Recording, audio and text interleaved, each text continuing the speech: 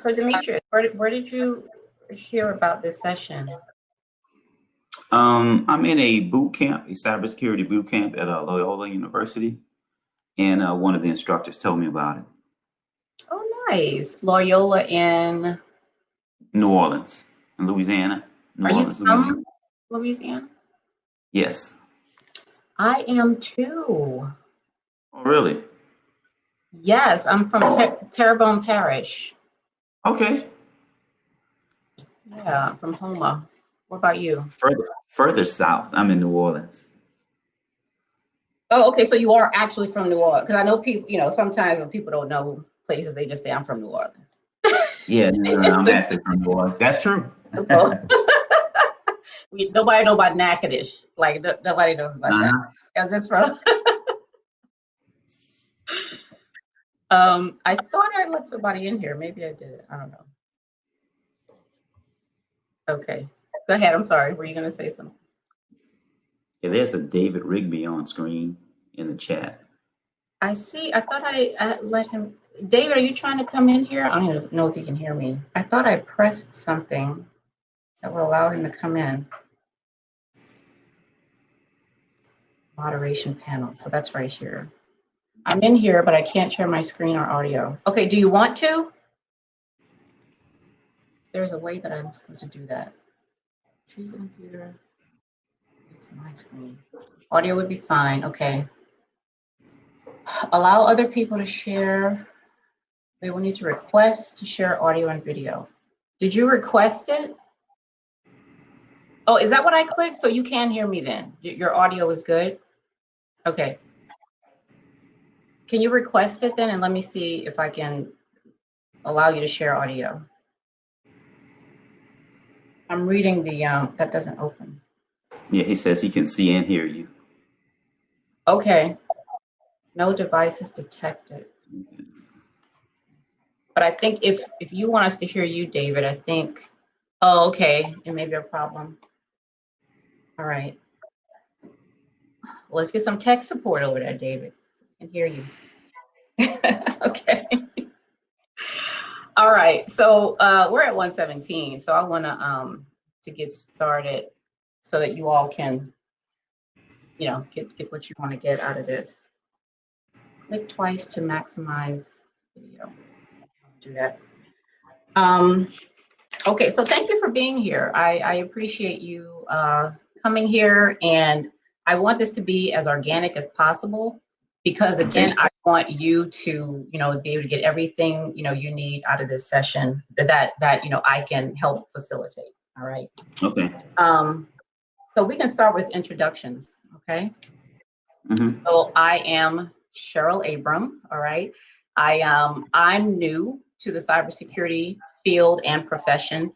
I started in human resources in the federal government, okay, here in the DC area. That's where I live right now, Northern Virginia. And I came into cybersecurity after helping a friend of mine to study for his CISM. I forget what that stands for. Certified Information Security Manager, okay? So I'm helping him study, and I'm like, man, I know this stuff. I really do. Plus, at the same time, I was looking to change careers anyway, because I felt like I wasn't growing, where I was. And I tell people all the time, a lot of government is where good ideas go to die. Okay. So there was very little that I was able to introduce, into the federal atmosphere. So now I work as a cyber policy consultant. All right, with Booz Allen Hamilton, and I'm loving it. I really do. I really like this area. So, Demetrius. Mm-hmm. Okay. I was working in oil and gas as a drilling rig project manager, and working over with drilling projects and stuff like that. Then I left that. I went to consulting in the same industry as a project manager, and then the oil and gas industry tanked in like 2014, went down, and then after that I got on with the federal government as a government contractor as a business analyst. And the guy pretty much just gave me a shot at the job. He liked my resume and he needed me to just come in and just learn a job. So I worked 3.5 years as a business analyst. So in that position, I began to get exposed to, system integrations and things like that, things more IT based. And then there was a contract change, and then I got laid off from that. And then I saw this ad concerning Loyola Cybersecurity Bootcamp. And so I said, well, this would be a great idea a great opportunity to continue my transition into IT. And plus, this is a field that's in high demand. So that's pretty much how I ended up in it. And I joined the boot camp, and I just completed the first month. And so we're about to go into the extended program. Okay. So how long is the boot camp in total? It's going to be a total of 10 months. 10 months. Wow. Okay. Yeah, it's going to end in July of next year, July of 2021. And it's a total of I think it's 385 hours. What are you gonna have when it's done, or what do they say you're gonna be able to do when it's done? Well, I guess along the way I'll kind of find my niche, but there's a bunch of different certifications that you're eligible to take. Okay. It'll cover Microsoft security, computer network and cloud security, Linux, things like that, cyber infrastructure and things like that. Okay. All right, nice. So it looks like David said he's going to be back in a little bit, and hopefully I can get his audio working so we can do this. Okay. So what I want to do first, so we're going to be co-creating this workshop as we go through. Okay. Okay. But I would like to start with some myths about the cybersecurity career. The career field, because what I notice is that we make decisions based on what we think we know. Okay. And if that's wrong, then we are hindering ourselves in ways that are unnecessary because we don't have the right information. Right. So I'm gonna mention some that I had questions about and found out the truth about, but I also want you to think of some, okay? Or think of some areas where you've heard something, and even if you're sure about it, let's see if that's actually the case. So you go first. What's some stuff you've heard about the cybersecurity career? I don't really know a whole lot about it. Just from what I've, the baby steps that I've taken so far in the first month of the introductory course. So I just kind of got my toes in the water, so to speak. But in most cases, with jobs like this, you tend to think that you definitely need a degree. I found out that isn't true. I guess the biggest hurdle for me is just,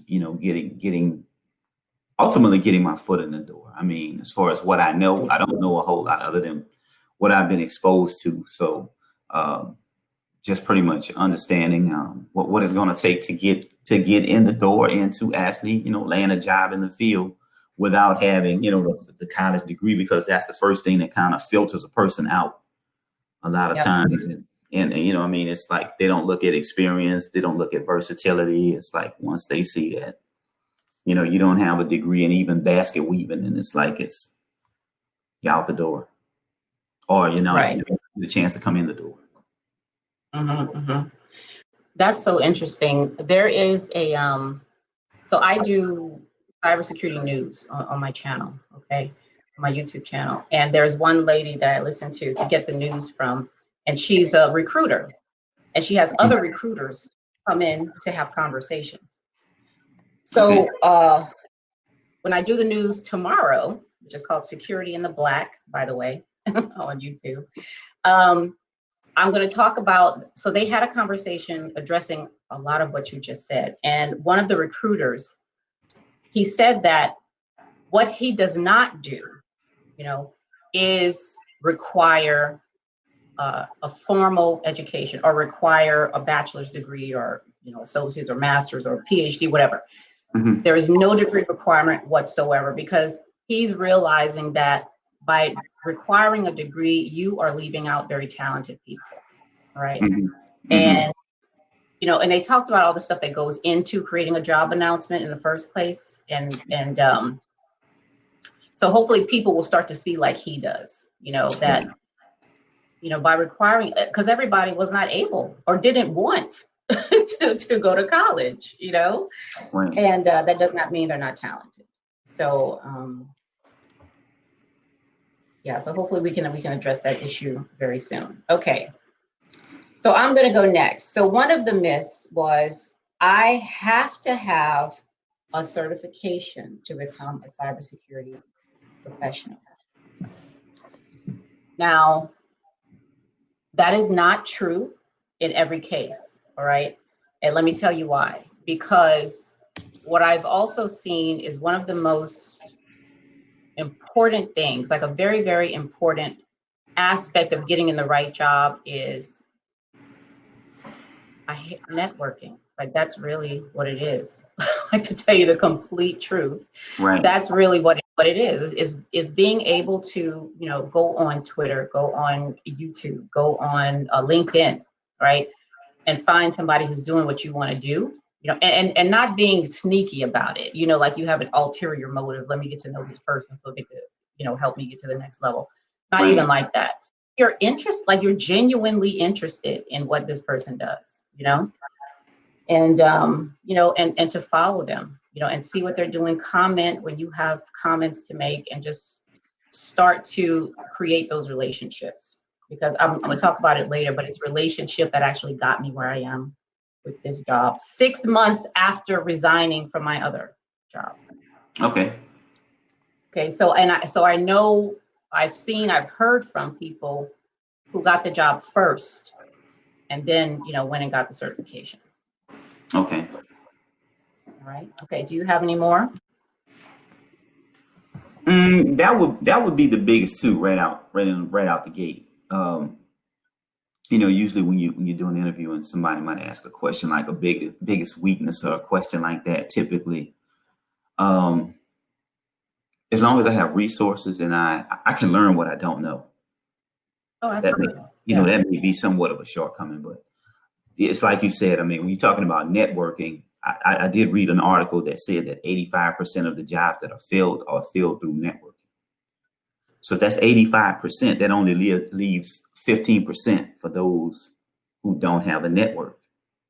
Mm-hmm. So you're right. That is definitely the biggest right. And a factor. A network is not necessarily what we think it is either. And I'm going to talk about that too.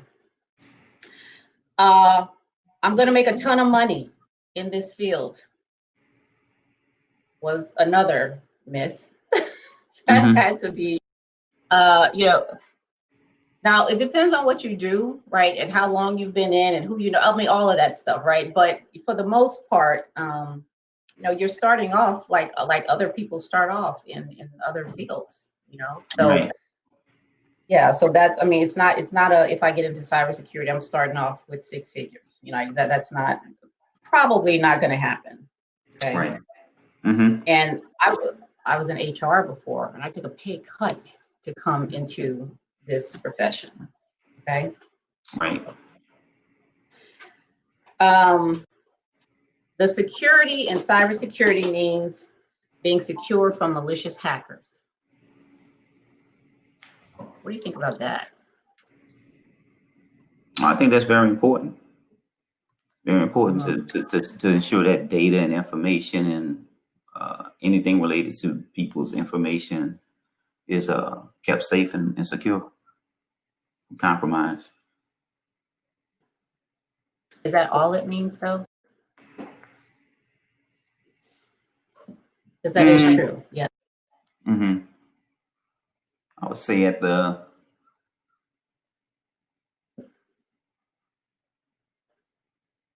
guess from from where you have the preventative side of preventing anybody from coming in, like you said, being protected from hackers. So yeah, I mean that's pretty much my understanding of it.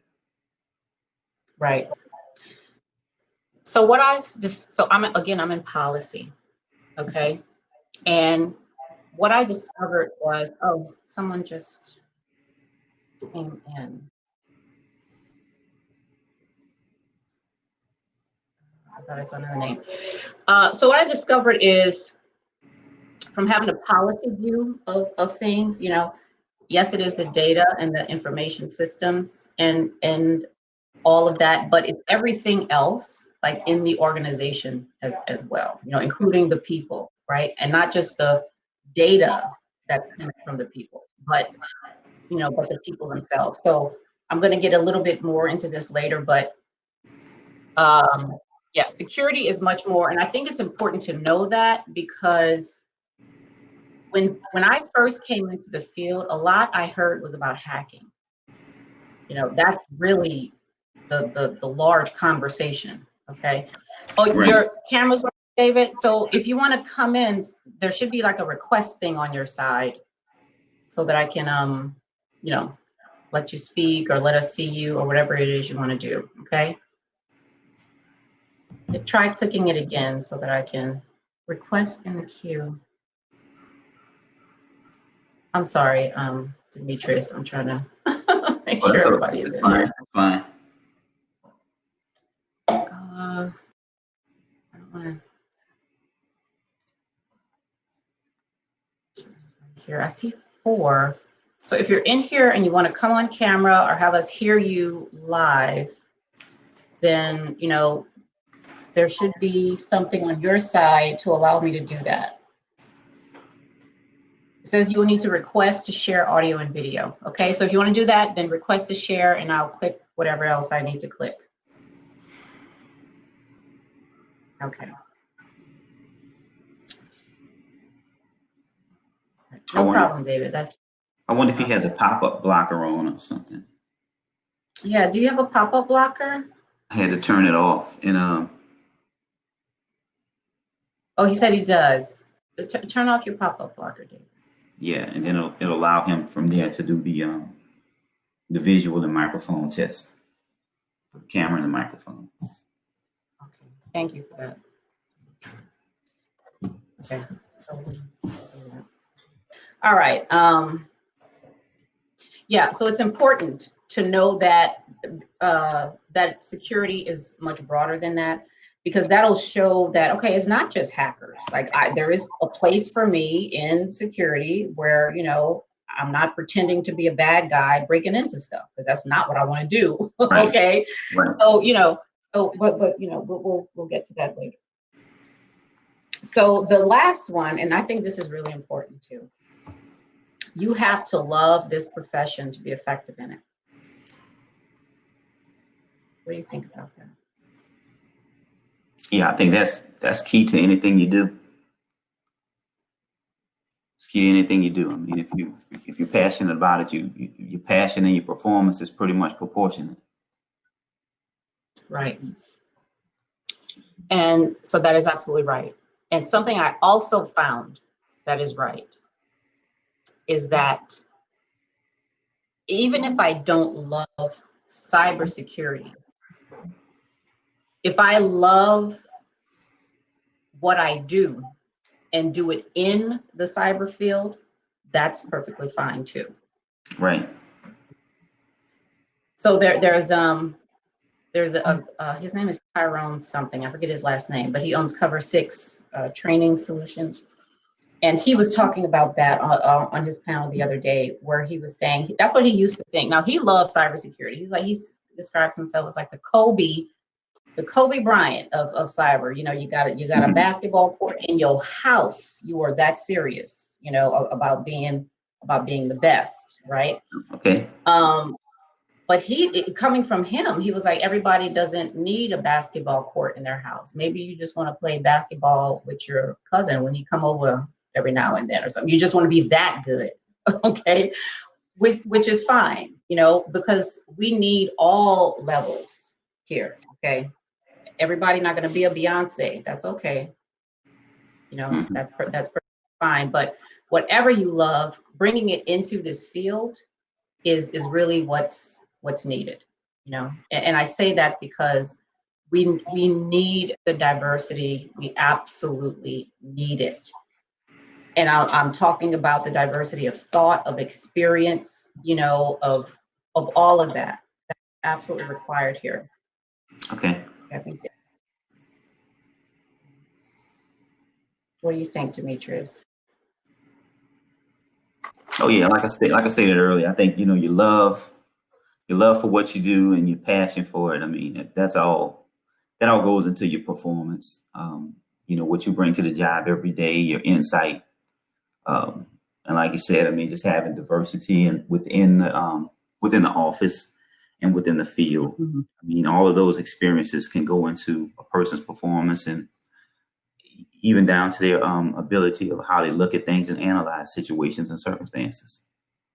Absolutely, that is right. And you said you come from oil and gas, Right. and as a project man, that kind of stuff that's going to be really valuable. And then not just the formal stuff either, even informal. Right. Your informal education and learning and mentoring, all that stuff. It's just so Right. nice. Yeah. All right, so do you? I'm sorry. Go ahead. Oh, and even when I moved into the role of the business analyst, and then when I had to do like process diagrams, and then I had to break down these steps as far as like how a user interfaces with the system, and then where does it go through the system, and how this all. So that was a great. That really whet my appetite for the IT side, and especially like to get away from a commodity like oil and gas, where the price is up and then the price is down, where IT isn't going anywhere. So. Oh no, absolutely not. It isn't. All right, so I'm in. Do you have a pen, paper, something to write with? Yes, I do. Okay. So we're going to use some tools in this workshop, all right? And all of the tools we're using are tools that are going to be useful to you in your cyber career. It doesn't matter what position you have, okay? Okay. All right. Let me make sure I don't have any alerts down here or anything. I see David entered the session. He's trying. All right. So the first thing I want to do is called the question formulation technique. All right. Okay. Now this is something that's really good when you're looking. There we go. There we go. There we go. You know what I did? Browser switch. That's what worked. Firefox is too locked down. So anyway. Oh, different browser. Yeah. Yeah. I try not to interrupt you too much. You just couldn't keep on. No. That's fine. I'm so glad you made it in. Yeah, absolutely. Okay, so before we go on, can you just give us an introduction, David? Yeah. So my name's David. I'm actually a specialized radiology tech, and I've been interested in getting into like medical IT and security for a while. And I saw this conference, a friend of mine told me about it, and so I thought I would come in and check this out and hear what you had to say about getting into the field. Okay, so thank you so much for being here. Yeah. So Demetrius and I were talking about myths at the beginning. Yeah, I was listening to that. About the field. Do you have any, or do you have any things, that you have questions about as far as what you've heard? I think, well, it's interesting you said that it doesn't require a degree. I actually went back and got my my bachelor's degree recently. So as I was kind of using that as a way to sort of kind of make my way into,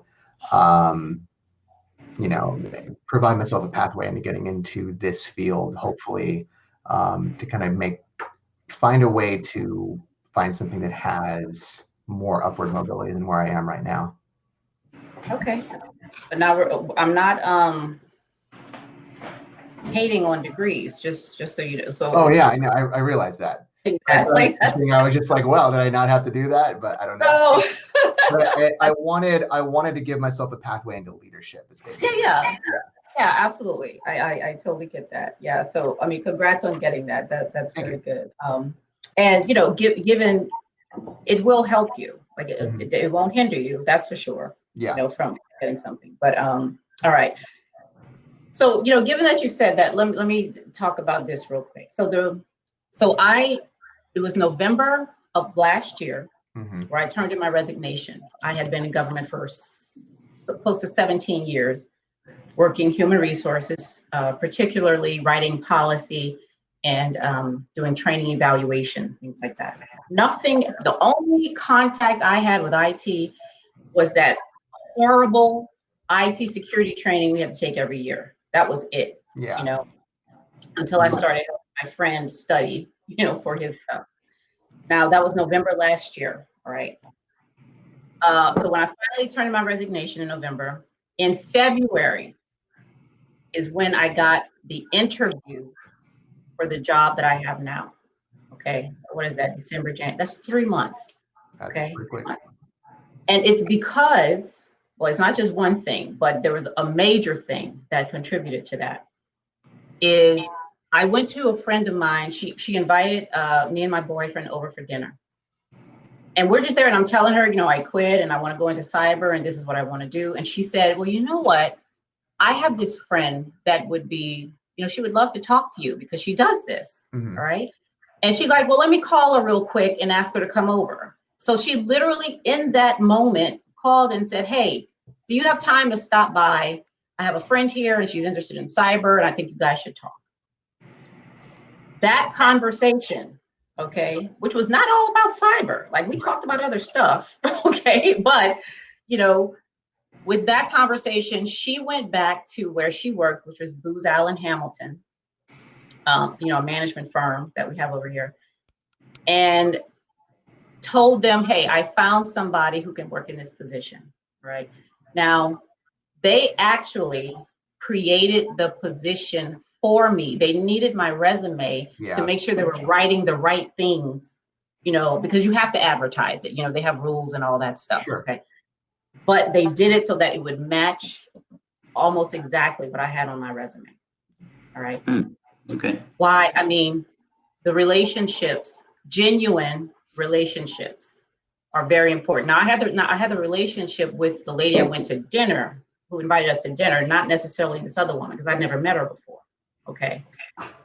But just maintaining that connection and keeping it genuine, you know, that stuff really works.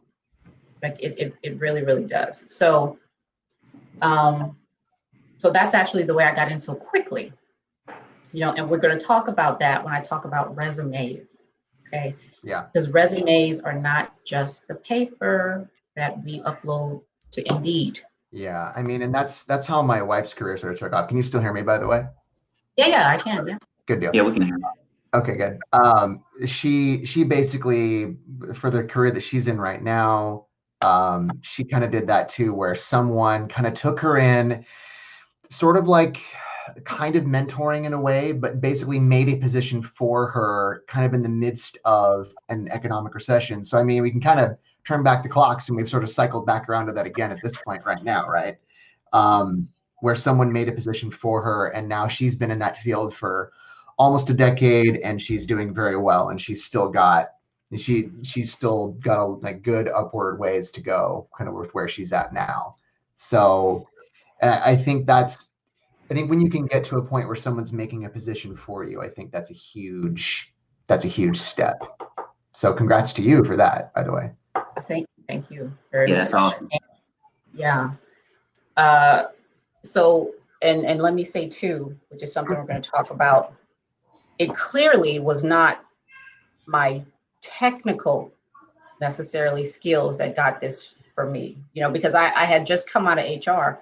Mm-hmm. The only technical stuff I had, and I'll show you all the resume that got me this first job, was a volunteer work that I'd done to create a cybersecurity course. Okay, pretty much that was the only like technical type stuff. So it was the things that you see first in everybody, and that's our soft skills. Right. Okay, that is exactly what that is. Okay. And Seth Godin, he calls those real skills. I don't know if y'all know Seth Godin, but real skills are the skills that people see first in you. Okay. And it's stuff that's ignored, you know, a lot, but we're gonna give attention to them today because they're important, right? They're very important.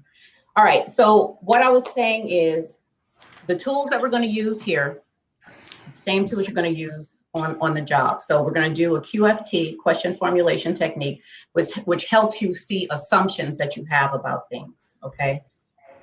We're going to do an information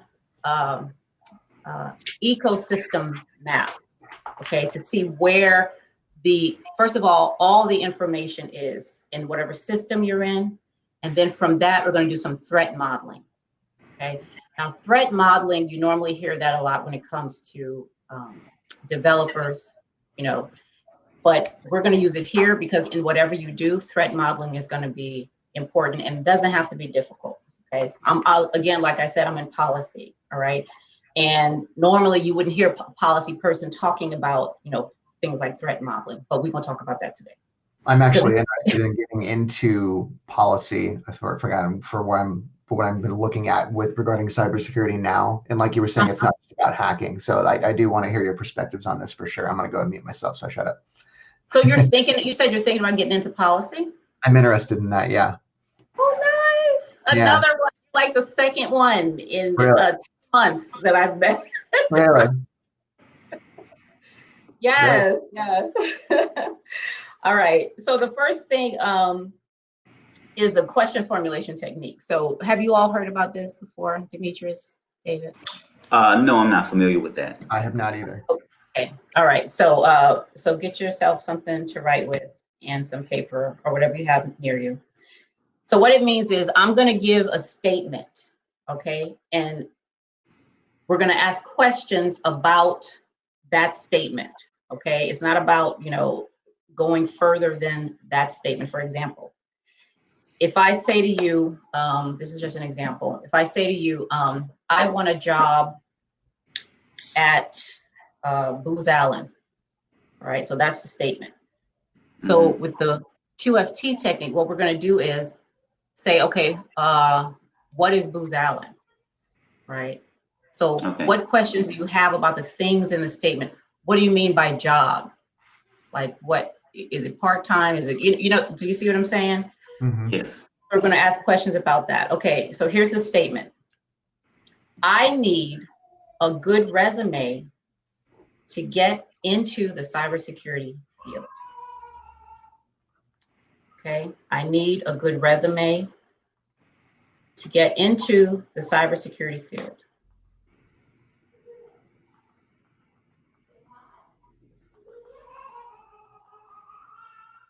All right, so what kind of questions can we come up with about this statement? What makes a good resume and what is the employer looking for? What is a good resume? Mm-hmm. Absolutely. What the world is a good resume? Okay. Any other ones? What aspect of the cybersecurity field do you want to go into? Right. So, okay. What part of the field? What? Yeah.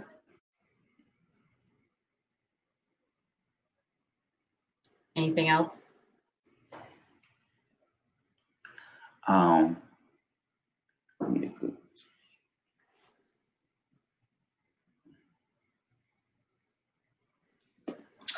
What about your resume do you need to improve? Okay. I mean, we know you said in your statement that you need a good resume, but specifically what would make it better? Yep.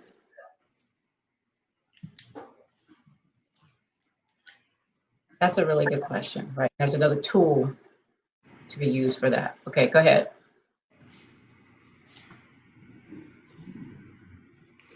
Any other ones? Let me see.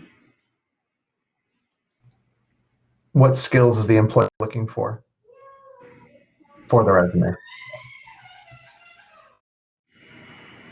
I'll be intermittently muting myself because my son is in the background. Clearly, you can probably hear him. I hear you. That's fine. I'm very sure you hear him. Doing his thing. What skills? Oh, yeah, that's right. Do you all happen to have your resumes handy? It would be nice if you can be able to look at them while we're talking. If not, that's okay. But if you do, and you can pull it up, that would be great. Okay.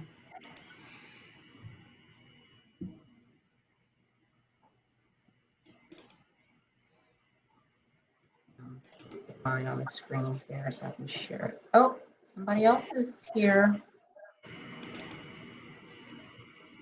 What skills are relevant to the field position? That's a great question, Quinn. Thank you for that. Well, that can go with what skills is the employee looking for and what skills are relevant.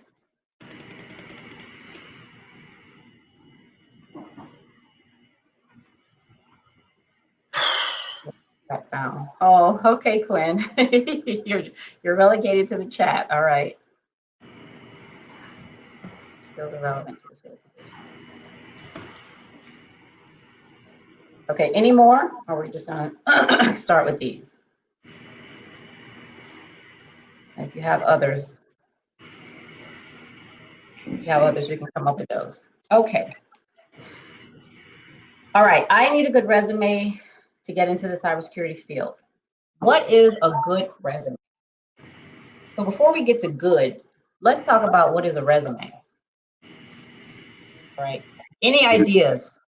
Demetrius, David, Quinn, ideas about what a resume is? Is customized for each individual position you're applying to as much as possible. No, you should never just do like a, I'm going to copy and paste this one resume into, one thing everywhere. Okay, so what is a resume? I'd say a resume is a documentation of your work history and the related skills to the jobs that you've done. Just documented within a document of the resume. Okay. There we go. Oh, Quinn, you're not relegated to the chat. You're I'm here. broken free. Awesome, awesome. So glad you're here. Thanks for being here. Definitely. Okay. Okay, resume documentation of your work history and skills. Okay, so let me show you all. Yes, all of those things are correct. And I'm gonna say and, okay. So for some, depending on where you live, for some cybersecurity positions, you will need a clearance, okay? Some contracts, jobs, especially if you work for DoD. Many of those positions require some kind of clearance or require that you be clearable, able to get a clearance because they'll sponsor you to get your skills and expertise into the organization, okay? Now with that, and it's not just a clearance either, but because social media is what it is, and we do this ourselves, when somebody is going to get a position, many of the recruiters, the hiring managers, whoever it is, will go online, type your name in, and see what pops up. That's your resume, okay? Whether it's related to the job or not, okay? The stuff that pops up is included in the decision to say, you know what, let's bring him or her on, or, I'm gonna pass on this one. Okay, especially if you're using your network to get something and you haven't formally, applied for anything, and they're just saying, hey, I know this guy, Demetrius, he's awesome. He would be great for this position. Okay, I'll look into it. Okay, Google, DEMETRI. Okay, let me see what comes up here. All right. Our resume is wherever our presence is and people can find it. All right, because the world is the way it is today, okay, that's included in it. So we have to be really mindful of that. Now that's a good thing too, because we can use it. All right, now let me show you a tool that I used that actually got me a contract job with the Women's Society of Cyber Jutsu. Okay, so let me show you what this is. Share my screen. Can you see the screen?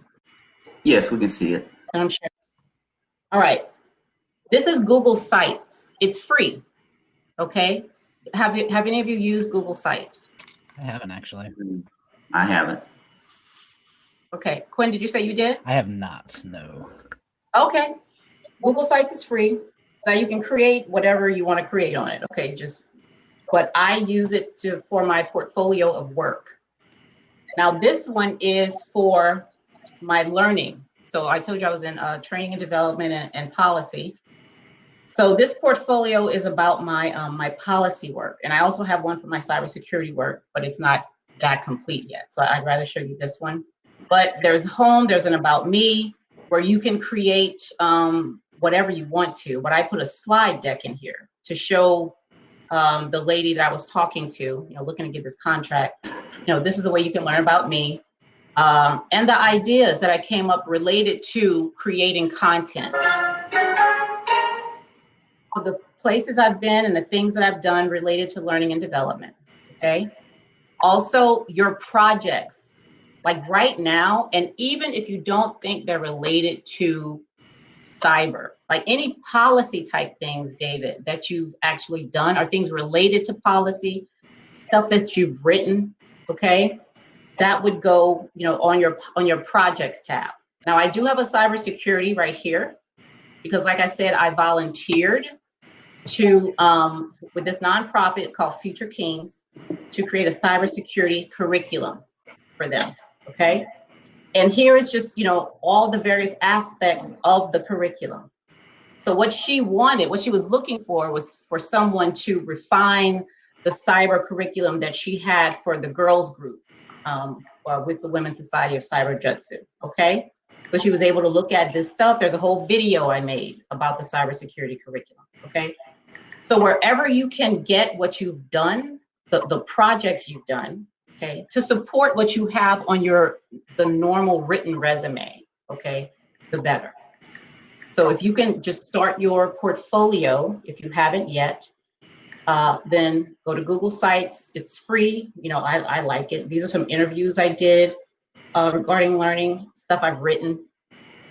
Okay, so just go through what you've done. I have a whole book.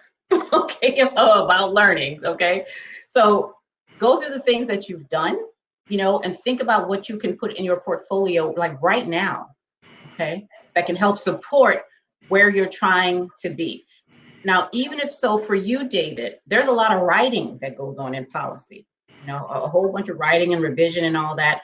So anything you have related to that, even if it's not about cybersecurity per se, you can absolutely put in your portfolio. Okay, right? Because what we don't want to do is feel like we're starting from scratch. Okay, I don't care if you were, picking up trash in the neighborhood, right? You learned something.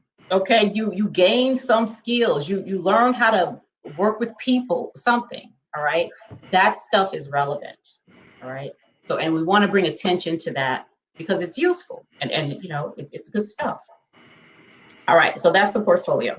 So that handles the resume. Now, a good resume, let's see, I have resume documentation with work history and skills. And let me see, what did you say, David? Where did I write down what you said? David mentioned something about skills that are required for the job. Yeah. What skills are relevant? Okay, work history and all that. All right. Have any of you been to the NICE cybersecurity workforce framework? Are you familiar with that? I am. I see Quinn. I am not familiar with that. And what do you know about it? Honestly, not a whole much. I'm familiar with the name as one of the more popular frameworks out there. But I couldn't tell you like specific details about it. Just okay. It.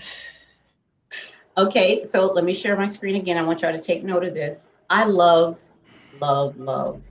this website. Okay. Check out the right one here. All right, can you see that? Yes. Can you all see that? Okay, all right.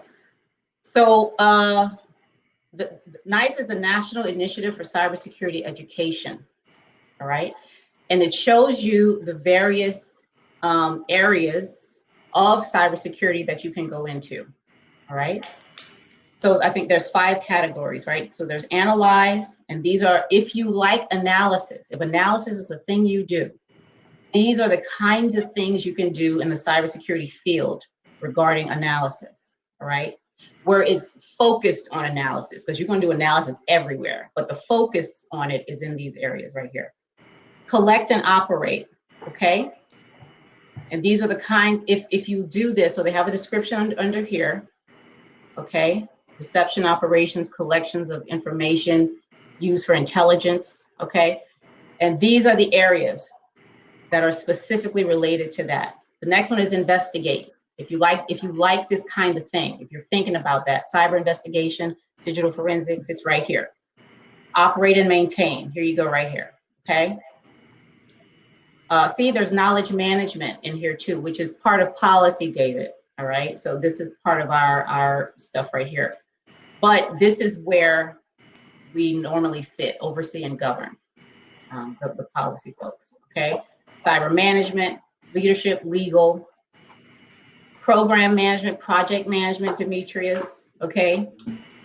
Strategic planning and policy, and training, okay? If you're interested in training people, regarding cybersecurity awareness and other things, that's where that is. Protect and defend, this is what we normally hear about, with the red team and the blue team and the ethical hacking and all that, okay? That's in this area right here.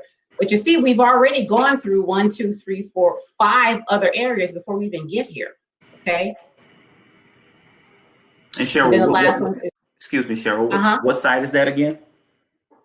This is, so the, yeah, it's a very, can I do that? Let me see if I can put this in the chat real quick. Copy.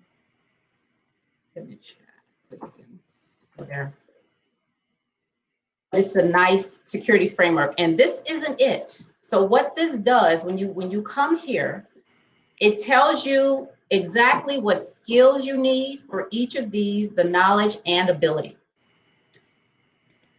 With your resume, okay, first of all, look at what you already have. Okay, find the work role that you're thinking about, that you like. Okay, so there's a little drop down right here. Let's say cyber defense analyst. Okay, see what we get back from this. Here you go. If you want to be a cyber defense analyst, okay, these are the abilities you need. Okay, this is the knowledge that you're going to need and the skills. Okay, these are the tasks you're going to do, all that. Okay, so this nice framework is really, really useful when, along with the job announcement. Okay, if you find a job announcement of something that interests you, populating your resume with these kinds of things will be very useful. Okay, Daniel's doing something. Sorry about that, y'all. I mean, I set us up. Okay. So I think where I've got a fair amount of experience in doing a lot of training with people, a lot of hands-on training, and I'm also working on kind of some side work right now where I'm putting together training presentations. One thing I did for free, now I'm trying to get paid for it. So, so that is one thing I like to do. So I think that teaching role could actually be something I'd be interested in doing as well. And David, let me tell you, it's needed. Okay, like it is. And you know what's needed? What's needed is design, because just telling somebody what you know about something is not training. Right. And I think that's the misconception that is widely spread, is that if I just vomit everything out of my head that I know about cybersecurity, then you got it. You go forth and prosper. Okay, no, yeah. Don't work like that.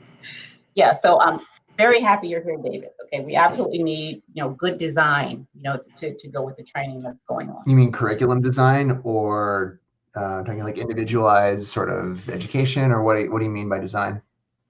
What I mean is, because this industry requires all kinds of people. Mm-hmm. We have to be able to design learning in a way that,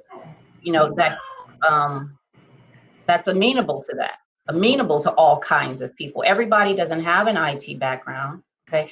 Everybody doesn't want to do hacking, everybody, you know what I mean? So it has to be relevant to them. It has to be interesting. If I can use what you like and what you already know to teach you about IT and cybersecurity, man, that's awesome. That's great. Okay, so now you're not just learning to memorize to get a certification. You're learning to understand and actually do the job. Okay, do you see? Yeah.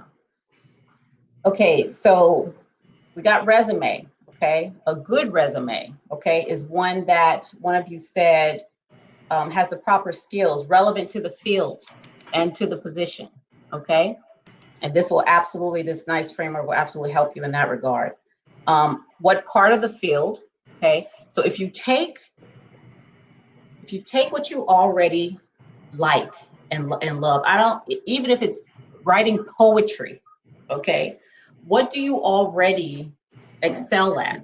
What do people already come to you for? If it's for advice, about something, it's for comfort or, to fix this or that other thing. Think about that, okay? Because I promise you there is a place for you. Now, let me show you something else, okay? This is another resume. So first of all, there's this woman that I admire to the moon and back. Her name is Sarah Vaca, and let me show you her website, okay? Because she has nothing to do with cybersecurity at all, nothing. But what she has here has really helped me to refine the presentation that I have for my work, my current cybersecurity work, and the things that I want to do to get to the next level, right? So let me show you her website. Her name is Sarah Vaca. Okay, now she's into evaluation, right? Which is what I was into in my previous job. That's how I know her. But she's a visual, what does she label herself? Data visualization is what she does. Making evaluation more transparent and innovative through data give. So let me show you this. Where is it? Here you go. Now she is able to visualize anything. It doesn't matter what it is. These are all of her CVs, okay? And she has a different presentation depending on the kind of job she wants, all right? Now, this is very different from, the resumes and things that we typically see. These are some more. You see how creative that is? I'm telling you. And this is why I admire her so much. She does really, really wonderful things, okay? So being able, not just, so I have a learning portfolio and I have a cybersecurity portfolio, and I could probably take some stuff out and do a different kind of portfolio. So I'm also an author. I can do a portfolio or a resume or a CV that just speaks to that, okay? We're not one-trick ponies. Nobody up over here is a one-trick pony, okay? We got a lot of things that we can offer. So how are we gonna focus it, all right? For your resume, for the job you're trying to get, don't make me as the hiring manager have to ruffle through and see, what applies to what I'm looking for, okay? I'm gonna need you to do that for me first, okay? Then, because if I have to do that, I'm probably gonna set it aside and go to the next one. Like, honestly, that's what I'm gonna do. So her website gives a lot of great examples of other ways that you can present the same kind of information, okay? So that it's really engaging. Now, for some of this stuff, this ain't gonna work. Like if you're trying to get a job with the government, the federal government wants you to be dressed. Like this is the way it has to be, and and that's it, okay? So I'll show you what this inspired me to do. All right, what do you all have to say? Anything? I think that's great. I definitely have not put that much work into it. but it's great to know. I do try to tailor the resume as much as possible to whatever job I'm applying for. But yeah, I mean, I think just these insights that I've gotten so far is, just to step back and ask myself some further questions is good. All right, that's great, Demetrius. Absolutely, and that's what we're all here for, to get some insights. So Sarah's information inspired me to create my own visual resume. Okay, it's not as fancy and beautiful as hers are, but it's different. Okay, and this is one that I share as well. All right, people seem to really like the numbers from the feedback that I've gotten. Okay, so it's just the numbers, what they mean, and a little personal type thing under there. Okay, you can do this in Word. Right, it doesn't take a whole lot. It really doesn't. Boxes and lines. That's all. That's all you need. Okay. So again, think about ways that you can do this, because this also helps you to stand out. It differentiates you, which is what you want. You want people to take notice and remember. Okay. These kinds of things get you the job before you even apply for it. Okay. All right. Okay, what else do we have here? What needs to improve in the current resume? Have we gone over that? What needs to improve in the current resume, what you currently have? I think, Demetrius, you said that, right? Yes. Right. Okay. Can you clarify a little bit more what you mean by improve? Well, once you get the insight and you know what the employer is looking for, then I can compare my resume to that and see have I met as many of those, or all of those requirements that the employer is looking for. Have I actually tailored it as best as possible to what the employer is looking for? So okay.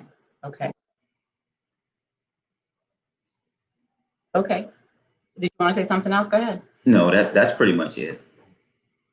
Okay.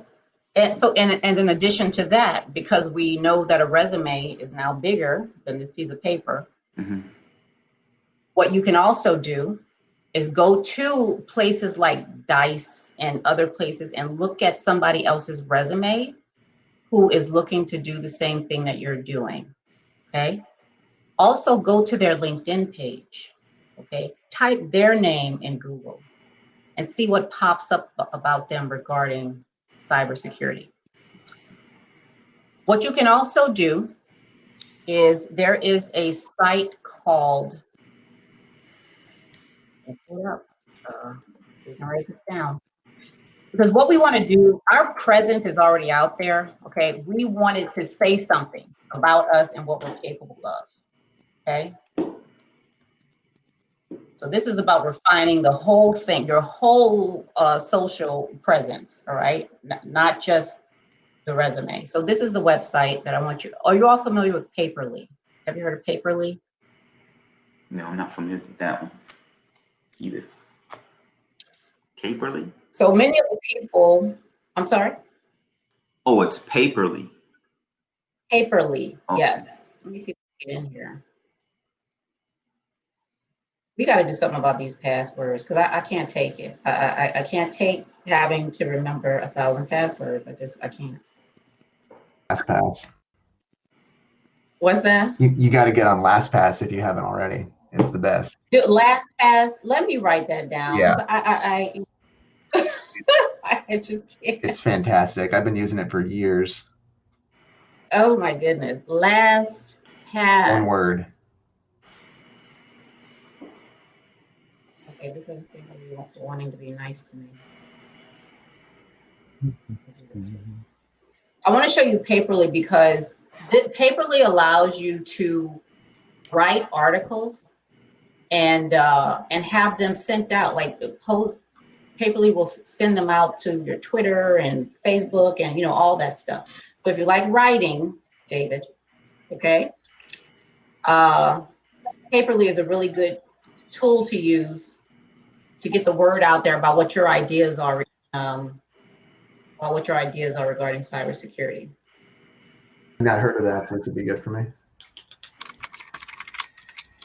Why isn't this working?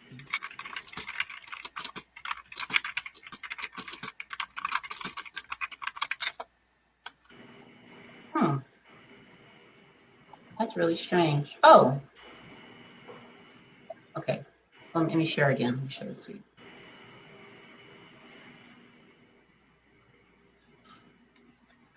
All right, so you sign in and it allows you to pick what you're interested in. Like so for me, I picked cyber and cyber training and human rights and cybersecurity and all the stuff that I'm interested in and that I write about, okay? And it'll send articles like that out to your network from whatever you name your newspaper, okay? It'll send that out to them from you. But the wonderful thing is you can also write an article, okay? And it will send that out, okay, to your network as well. All right, so it's paperly.com. Yeah,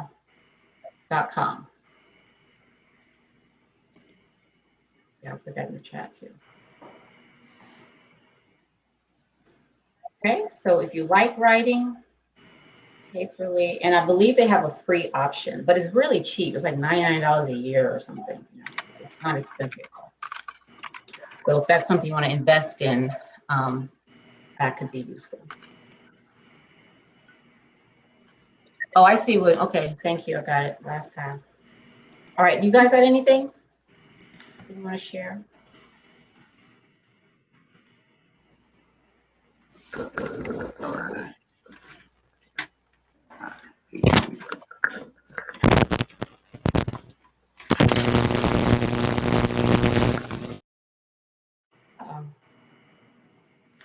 I got some feedback happening.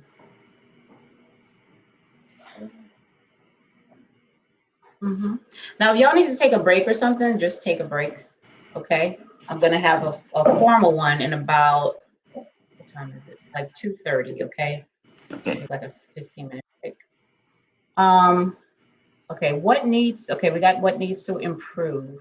What needs to, did we answer that? What needs to improve? I think to some extent we did when we were talking about, tailoring the resume to the job, and also, discussing your resume as your complete online presence.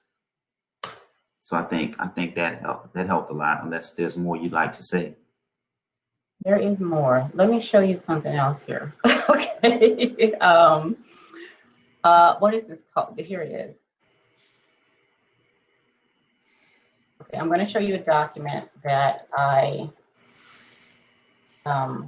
so I used to work with the Office of Personnel Management, which is like the HR of government, okay? The HR office for the federal government. And I worked in the office that did all the training and we managed the pay and the people who come into the executive core, the senior executive service, which are like the CEOs of government, I guess you can say, right? Now these people, there's a very large, very rigorous vetting process, so that they can become SES members. And the difference between becoming a senior executive service member and just, a leader or a manager or something in government is the focus they put on leadership skills, all right? No, they don't care about technical when it comes to OPM. Like we really don't care what you're doing, like in the day-to-day or whatever, but your leadership skills is what matters, because we want to be sure that as a leader, you can go from the Veterans Administration to the Department of Homeland Security, okay? You don't need to know all the details about what's going on, but you do need to be able to lead, which is kind of the way they work in the private sector too, right? The head of McDonald's can go, head up some car manufacturing company or something, right? Because he's a really good leader, or she is a really good leader. Because what we're talking about here is proficiency, all right? We're not talking about performance. it's a matter of proficiency. Now, let me tell you the difference. Let me show you the document. Have you all watched Chopped? Do you know that show Chopped on the Food Channel? Oh yeah. Okay, you know it. Demetrius? I've seen it on the menu, but I've never watched it. David, what about you? Oh yeah, I watched it plenty. Now, so you know, in Chop, they give these people baskets with, some of them they've never tasted or seen these ingredients They before. throw some All weird right. stuff in those baskets. I'm like, what? Yeah. Some weird, like, you know, I mean, bubblegum, marshmallows, and fish, and you got to make them an amazing dessert or something, you know, Yeah. crazy stuff. Yeah.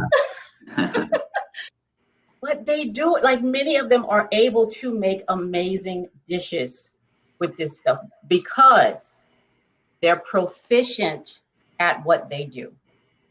Now, what I'm showing, you can see that, right? Proficiency levels. So this is about improving what's on your current resume. The way you do it, you know, and whether or not it's leadership, you know, that doesn't matter. But let's look at this right here. You see these levels from awareness up to expert. The illustrations tells you what you should be able to do, okay? At awareness level for this, which one is this? Creativity? Leading change, creativity and innovation, okay? Which is something you're actually gonna need anyway, you know? At the awareness level, okay, you can consider ideas that somebody else, you know, comes up with at the awareness level. Now you see, as the level goes up, the more you are able to do independently without needing a cookbook, okay? The people on Chop, not only do they not need a cookbook, they are on the spot making up some stuff that's never been made before. On the spot, okay? They're all the way up here at the expert level. Not only, okay, people, before I write a policy, David, before I create a program, okay, before I put security controls on anything, I'm going to you, okay, because you have what it takes to be able to ensure that not only am I doing this correctly, but is there a more innovative, you know, a better way? Is there something else I should be looking at, okay? So you improve what's on your current resume by increasing your proficiency in whatever is there, okay? It can also mean doing something different, but it can mean doing something you're doing now, but at a greater level of proficiency, all right? And proficiency is about being able to do it well without a cookbook, without somebody telling you, you know, without going to this thing, you know, you are creative, you know, you're coming up with this, you're thinking about it, you're critically thinking, all that wonderful stuff. Okay? All right. Demetrius, was that helpful? Yes. Mm-hmm. Okay. What needs to improve? What skills is the employer looking for? Okay, now how do we find that out? How do we find that out? The job description. Okay. That's a place to start. Mm-hmm. Is there anywhere else where we can find out? And I guess also that site you mentioned earlier, if it's a cybersecurity job, if there's something that's equivalent to that, and looking up online a given job title, and then you can always find the relevant skills and roles and responsibilities of that job position. Right. Okay. David or Quinn, what are y'all thinking? How can I find out what the employer wants? You talk to someone else who works at the company if you can, maybe on like LinkedIn or something, and ask them, you know, kind of like what ask them how they got there and like what was valuable when they went through the hiring process. Yep. LinkedIn. Quinn, can you think of anything?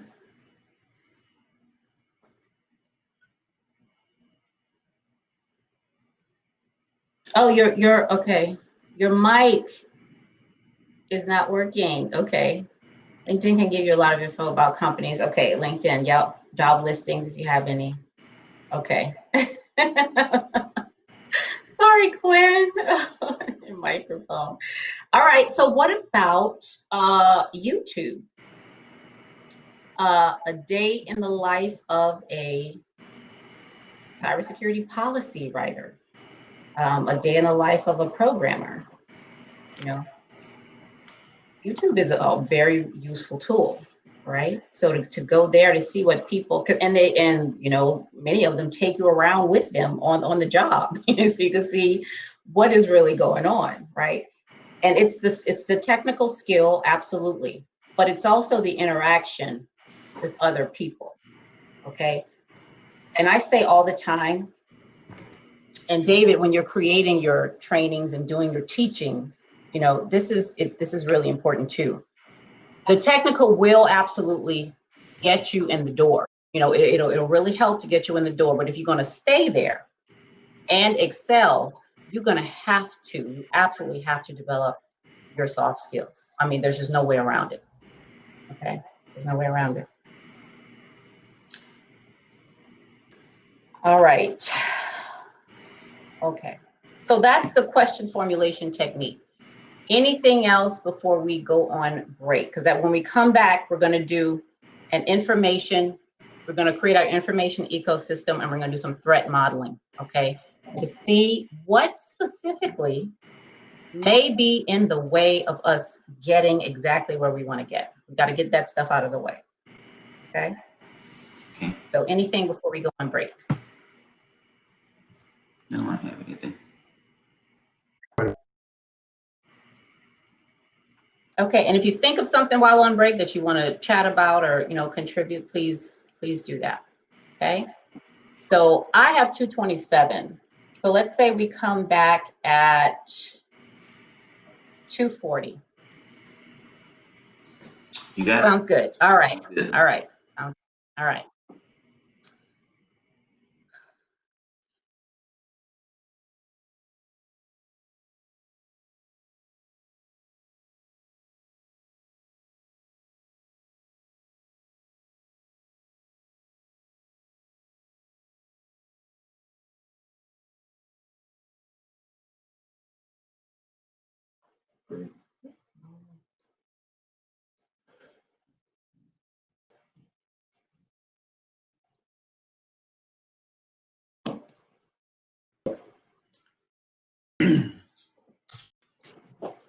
Hello, welcome back. Oh yeah, thank you. We are back.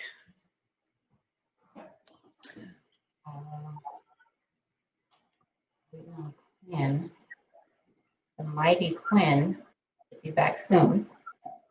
All right. So before we get to the information ecosystem, which I think is going to be a lot of fun, let me show you some of the stuff that I talked about recently. So let me share my screen so y'all can see this. Hold on. All right.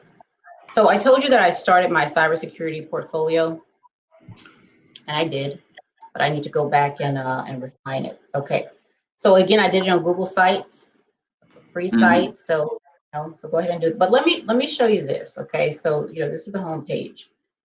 Now these are my tabs. So this is when I hadn't gotten this first job yet. I was still with the nonprofit organization, helping them to create the cybersecurity course. Now, of course, I'm not a subject matter expert. So there's no way in the world that I'm gonna, do the best course I can do just by, Cheryl doing it by herself. So I needed a subject matter expert, and he's actually going to come on a little later. His name is Dr. Wesley Phillips, and he's going to talk to you all about some of the stuff that he does. So this first tab is programming. Again, before I got into this profession, okay? Linux survival. Linux is one of the first things that I started to learn, all right? Linux survival is a really good website to help you understand how to navigate within Linux and what some of the basic commands are. Are you all familiar with Linux survival? Haven't heard of the site, but I do know a little bit of Linux, and I can do some commands. Okay, you can do some Linux, you said. Some, yeah, like basic stuff. Yeah, that's. I'm not familiar okay. with. Yeah, I'm not familiar with Linux survival, but I have done a little VirtualBox stuff in my boot camp so far. So I've started to get introduced to Linux. Nice. Mm-hmm. That's great. Dr. Phillips actually has a Linux presentation that he's given tomorrow through Blacks in Cyber. So he's pretty good at this stuff. He's good at a lot of things. But okay, so let me show you my next tab. So that was programming, hardware. So with him, I learned to take apart a computer and put it back together again. Have any of you done this? No, I haven't. What was that? So many times. I've been doing it since I was. Oh, you have? Oh my God, all the time. I've been building computers since I was in like 6th grade or something. So Oh, nice. yeah. That's awesome. I've always been into that. Great. And what about you, Demetrius? No, I've never taken one apart and put it back together. Okay. It's pretty I've fun. done some damage to a few, but Done damage. Cause other people that need to take it apart and put it back together, right? Uh-huh. Right. Okay. yes. Yeah. So this was a lot of fun. This was fun to do. Okay. And we actually, with his direction, I was able to create blockchain using Python. Okay. Have any of you worked in blockchain before or programming languages? I did a very little JavaScript. Okay. There was this free 2-week boot camp, so I just went and jumped into that to get exposed to it. Okay. And that's the extent of it. I'll be dating myself a little bit here. I started fiddling with BASIC when I was a kid, like a long time ago. Yeah. Really long time ago. Yeah. That's okay. not anymore. Uh-huh. I mean, not that I know of. If BASIC is still relevant, please tell me, but I don't think it is. Yeah, I've not heard. Well, I've heard of BASIC, but I'm not sure who's using it. That's pretty old school now. I don't think that's even relevant anymore. I think anything is like C++ now. So Quinn is back. He says you give it out to your students. What are you talking about? Linux survival, Quinn? Tiny bit of Python, tiny bit of Bash scripting. Okay, awesome. Quinn, I didn't know you were a teacher. I did not know that. Okay, so let's see what else is here. So there's blockchain certifications. Now this is just what I started out with. Right now I have my CYSA plus, my CISA plus, and I have the security plus. But I got, so this is my project management, which has, listen, come in. So, I mean, this project management is one of the most valuable certs that I have, okay? Above the CYSA and Security Plus, all right? Now, that's for the work I'm doing, I'm sure, but the project management has come in, I mean, saved all kinds of lives, okay, with this. And the MTA, okay, which I was so proud to get this is my very first cybersecurity certification, okay? It's pretty easy to get, it's kind of low-hanging fruit, but I was very, very proud of it.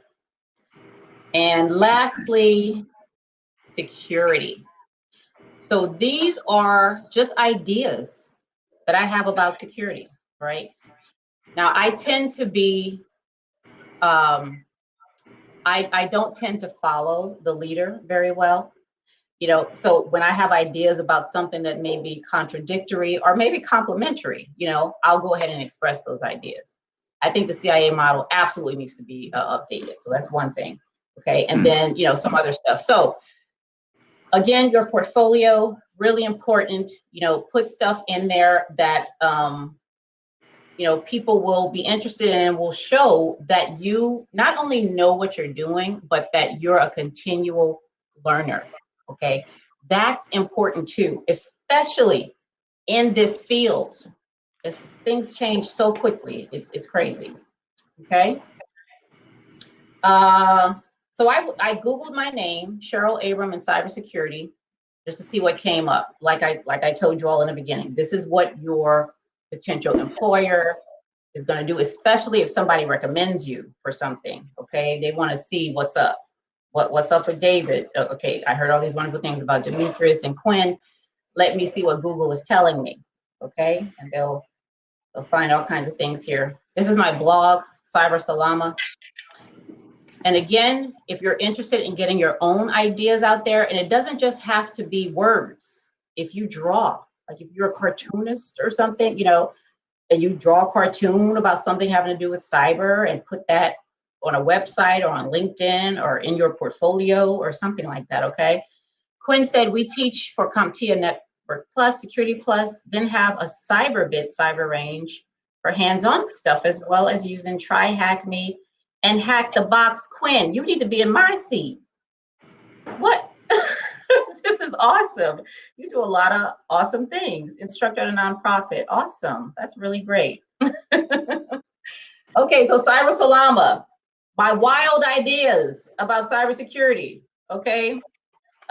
Consensual hallucination, diverse cybersecurity teams. Okay, which leads me to this. Again, if you're interested, Cyber Institute, go ahead and press the contact button if you want to post your article about that has anything to do with cyber. Okay, they're new and they're looking for people to contribute. Okay, so this is what they have now. I was actually the first contribution they had. No, not the first, like the fifth or something like that contribution they had for this blog. This is my article right here, The Need for Diversity and Equivalence in Cybersecurity. Okay, so if you're interested in this kind of thing, getting your face and your ideas and your words and pictures out there, okay, Cyber Institute is a good place for you to go to do that. Just one place. There are many, but they're one that are actually actively looking for people. Okay.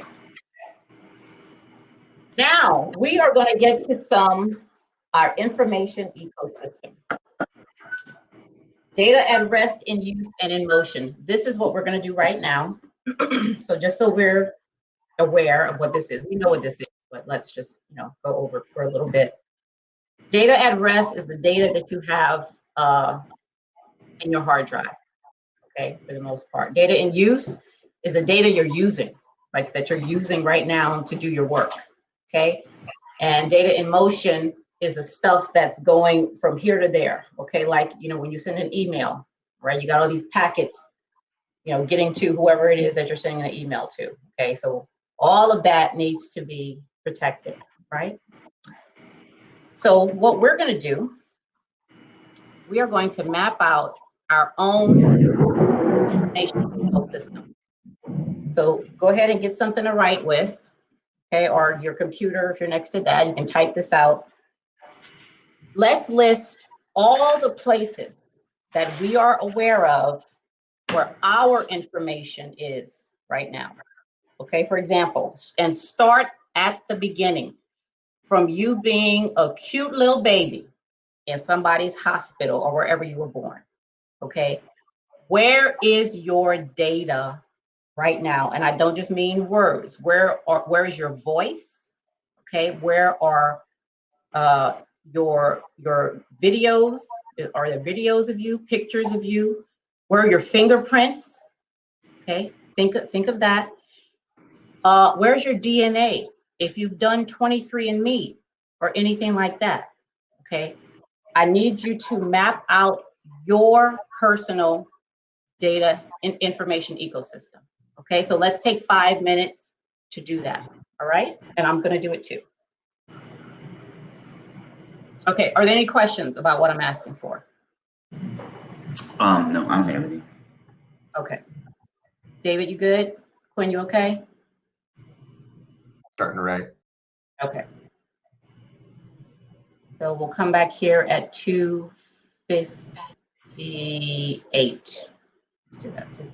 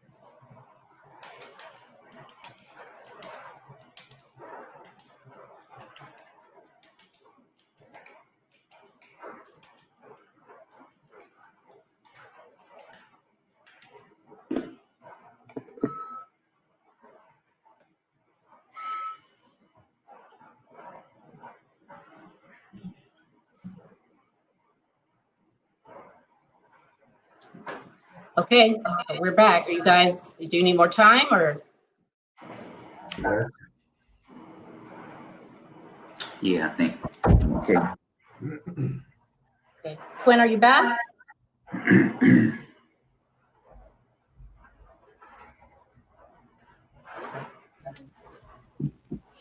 Okay. Go.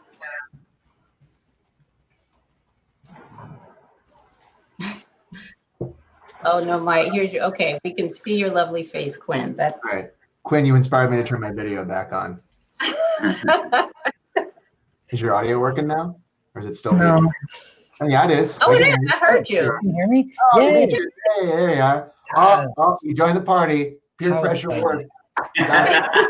I didn't have one of those little like I see a volume like icon and everyone else is square, and I didn't see one, so I was like, I'm not in the I party. see it on board. Okay, well there we go.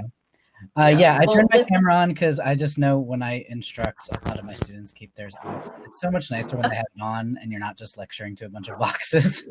Right. So Quinn, before we lose you, I need you to go first, okay? And tell us, tell us where you are. Where is your presence in the world? I mean, I definitely know, well, social media is a low-hanging fruit for this one, but everyone's got social media out there, right? Yep. One thing that I thought of, maybe a little on the nose as well, was like those My Charts, the e-chart.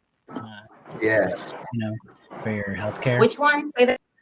There's e-chart and My Chart. I don't know if they're the same. I don't know what that is. So it's like I can access my health information and my doctor's notes and stuff like that after I go to the doctor. Great, convenient for me, as long as it's not, hacked or stolen.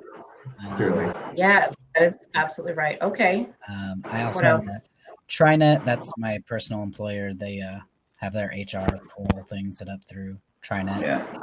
I just had databases on there too. I mean, there's a lot of places that aren't necessarily actively, hosting a website, but they store your information. Just sort of like, I don't know, like what my veterinary office uses to store my information to contact me. Oh, right. So if you have a pet, that's right. Because I don't have a pet. I didn't even think of that. Yes. Small menagerie. So. Oh yeah. Huh? Yeah. Gotta think about this. Yeah, your stuff is out there for them. All the email that I've signed up for too, to sign up for different sites, you gotta give your email. Okay. That was pretty much my list. All right. David, you want to add anything to that? Anything he didn't say? I mean, like, maybe I went a little further than what the exercise is intending. I was thinking about like places that may not even have, or things that may not even have anything electronically on me. But if I think about going back into healthcare records, there's healthcare records of me that are probably still stuck on, in older formats, or that aren't even electronic, that are in old doctors' offices and specialists and stuff that I've seen in my hometown back many years ago, because they have to keep those records for at least 7 years. Usually they're purged after 10. And then I thought about, like, what about just hard copy things? How about my picture and family photo album shoved away in drawers in relatives' houses? Yes. That's a good one. And then when you're a little kid, the police come by to the classrooms. I think when you hit about, like kindergarten or first grade, and then they fingerprint everybody. I think you mentioned that at the beginning of it, so I stole that. So my fingerprints are probably stuck somewhere in in an old file cabinet in my old hotel. Right. From when I was in kindergarten. What else? How about and then I thought about my hometown newspaper did some various little features when I was in like high school. So I've got some mentions of my name and probably a handful of photos in my local hometown. In the old newspaper, probably if somebody were to go back to a library and look in there, they could probably find my name. Sure. That's a good one. Doing stuff in high school. That reminded me, I did ghostwriting for a little while, and some Did you? article writing. So my name is definitely out there. I forgot that. There you go. Nice. Did you do it under a pen name or did you do it under your own name? No, I mean the ghostwriting. Obviously, that person just took over. I gave them, but I did. Sure. I did some listicles and stuff to get by for a little while, just freelance stuff. So my name's out there. Yeah. A few like different blog sites. Yeah. Right. Okay. Is that it, David? Do you have anything else? How about prior employers have your records because they have to maintain records of your employment, and anybody who does a search on you, if you apply for a job, they have to keep all that. They at least have an information of you and your info that you worked there for XYZ time. How about like old blog sites that obviously the social media stuff is low hanging fruit, the LinkedIn, MySpace, whatever. And go way back. Does MySpace even exist anymore? Oh, it's around. I think more it music could. oriented. Like a lot of bands, I feel like have MySpace pages now. I remember that for a while. I don't even see bands using MySpace anymore. I think that's even kind of passe at this point. So I don't know anyone who's on there myself. yeah, but I was thinking if there's anything left of MySpace, there's probably me screwing around in there when I was like in high school. Yeah. Let's see. How about old school records? Yes, absolutely. What else? Yearbooks. Absolutely. The hospital that I was born at has record of my birth in there somewhere. I think they have to keep that forever. I don't think they purge that. Yeah. All right, so I don't know if I went too far back on the forensics. That's exactly what we want. Yeah. I was just thinking like, okay, let's try to go beyond some of the super Yeah. stuff. So that's the list I came up with. Okay, Demetrius, what you got? I mentioned the school as well, the local bank database, federal, state, local government, IRS, taxes, Yes. tax preparers, any financial lending institutions I've done business with, any retail companies, of course, like you guys said, social media, web pages where I've, as a matter of fact, this site where I put my email address and my name to create an account right here. Yeah. And Library of Congress, I write songs. Oh, So some of my Do you? Wow. Okay. that's awesome. and let me see. Pretty much like that and places like that where I've done business, retail outlets, cameras in stores. Ooh. Where you make a transaction and you get a receipt. Good. Camera takes a video. Yes. Everybody has cameras now. Everybody. Yeah, no kidding. Yeah.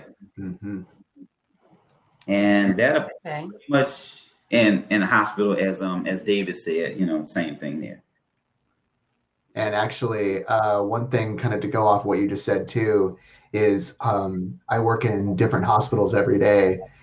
That would be also then you can probably also write in hospital surveillance because it kind of goes with the retails. Any like surveillance footage because there's just cameras everywhere now.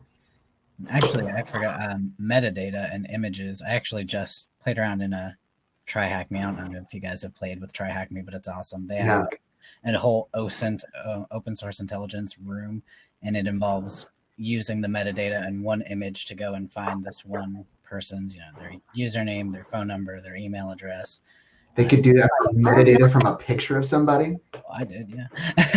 Oh, God. Yeah, there are sites out there. They're free to get metadata from images. So That's great. because they almost everything's geotagged now. I'm not saying every picture out there, is going to give you something usable, but it was pretty cool. Right. Is that it, Demetrius? That's pretty much it for my list. Okay, so I have here, we already have comprehensive stuff going on here, but I have here the landfill in your community, right? They take out your trash. I'm sure there's information about you. Oh, yeah. There's information about you at the landfill. I mentioned 23andMe. That's something that I did. So my DNA is out there, cloned and all that. Grocery stores, because I have those reward cards to get the thing out, and so even if it's not information about me, like Cheryl Abrams, the information about what I buy, what I prefer, that's still, information about me that can be used, right, for certain things. I think advertisers pay a lot for that information too. They really, or any sort of brand, they all pay for that. Oh yeah, definitely. Right.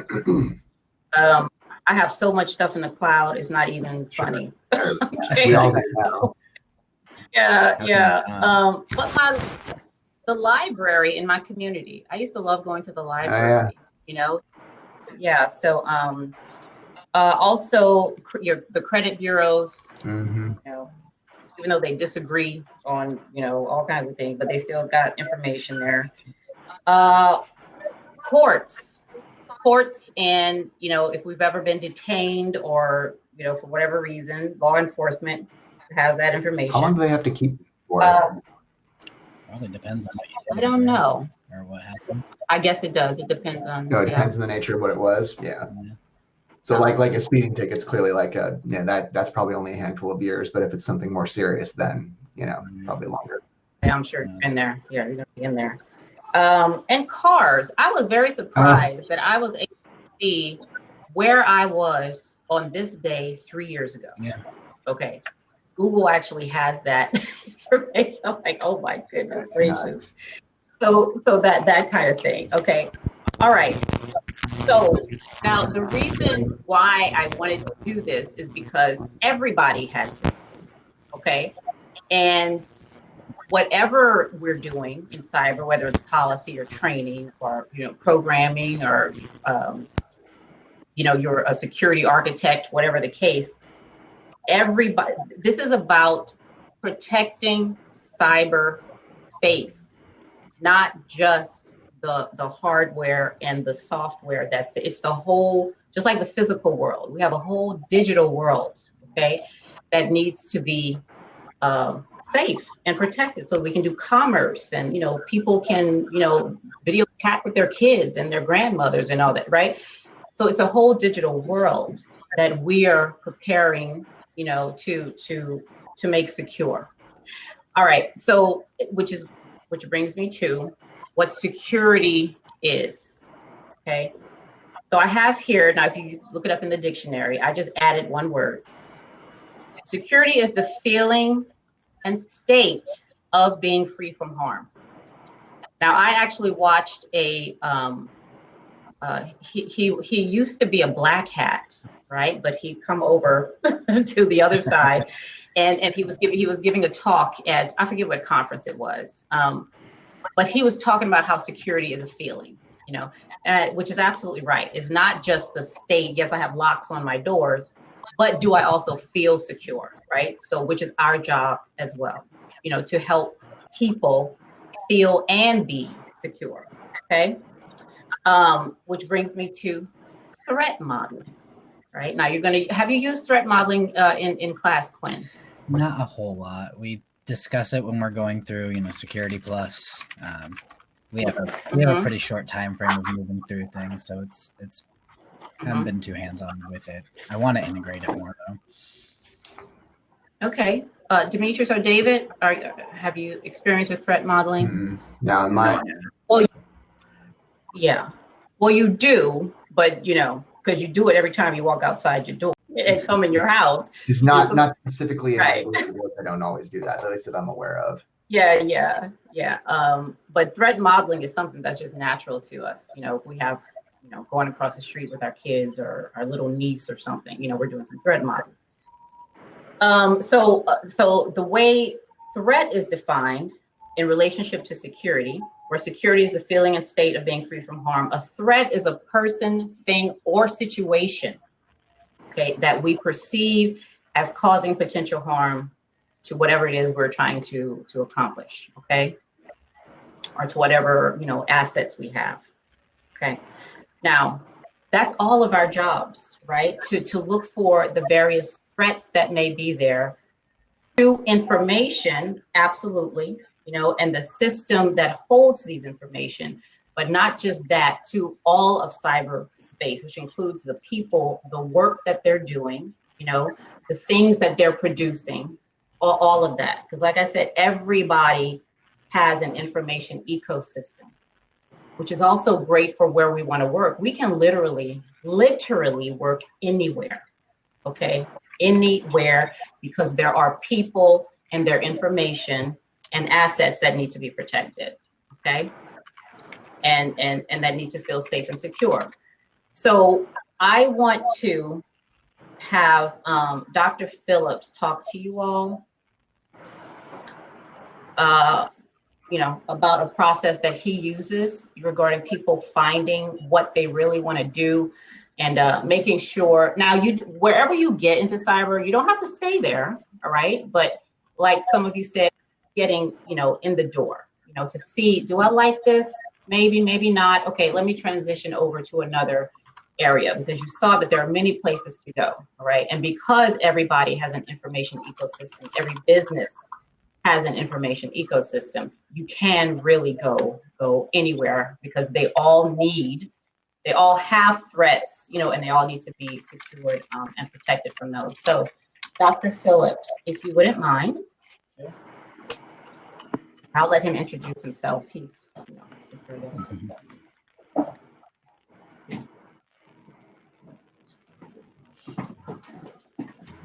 Hello, everyone. How are you? How are you doing? Good. How are you? I'm doing well. She got this really hot. Just joking, Cheryl. You guys are an impressive bunch. I've been listening while working simultaneously, and I think that's awesome. I think if we were all friends, we could just continually learn from one another. So I just wanted to give you that little shout out, because that makes you all definitely cybersecurity material. I mean, I know some of you are doing it and others are not, and want to get into the field. It really doesn't take long if you have the appropriate mentorship, do the appropriate research, and you're not afraid to just take a deep dive in the deep end, and figure out how to swim with the sharks, right? We kill sharks, by the way. So my name is Dr. Wesley Phillips. Everyone calls me Doc Wes or Wes. I am the Deputy Program Manager of Cybersecurity with the Department of Treasury.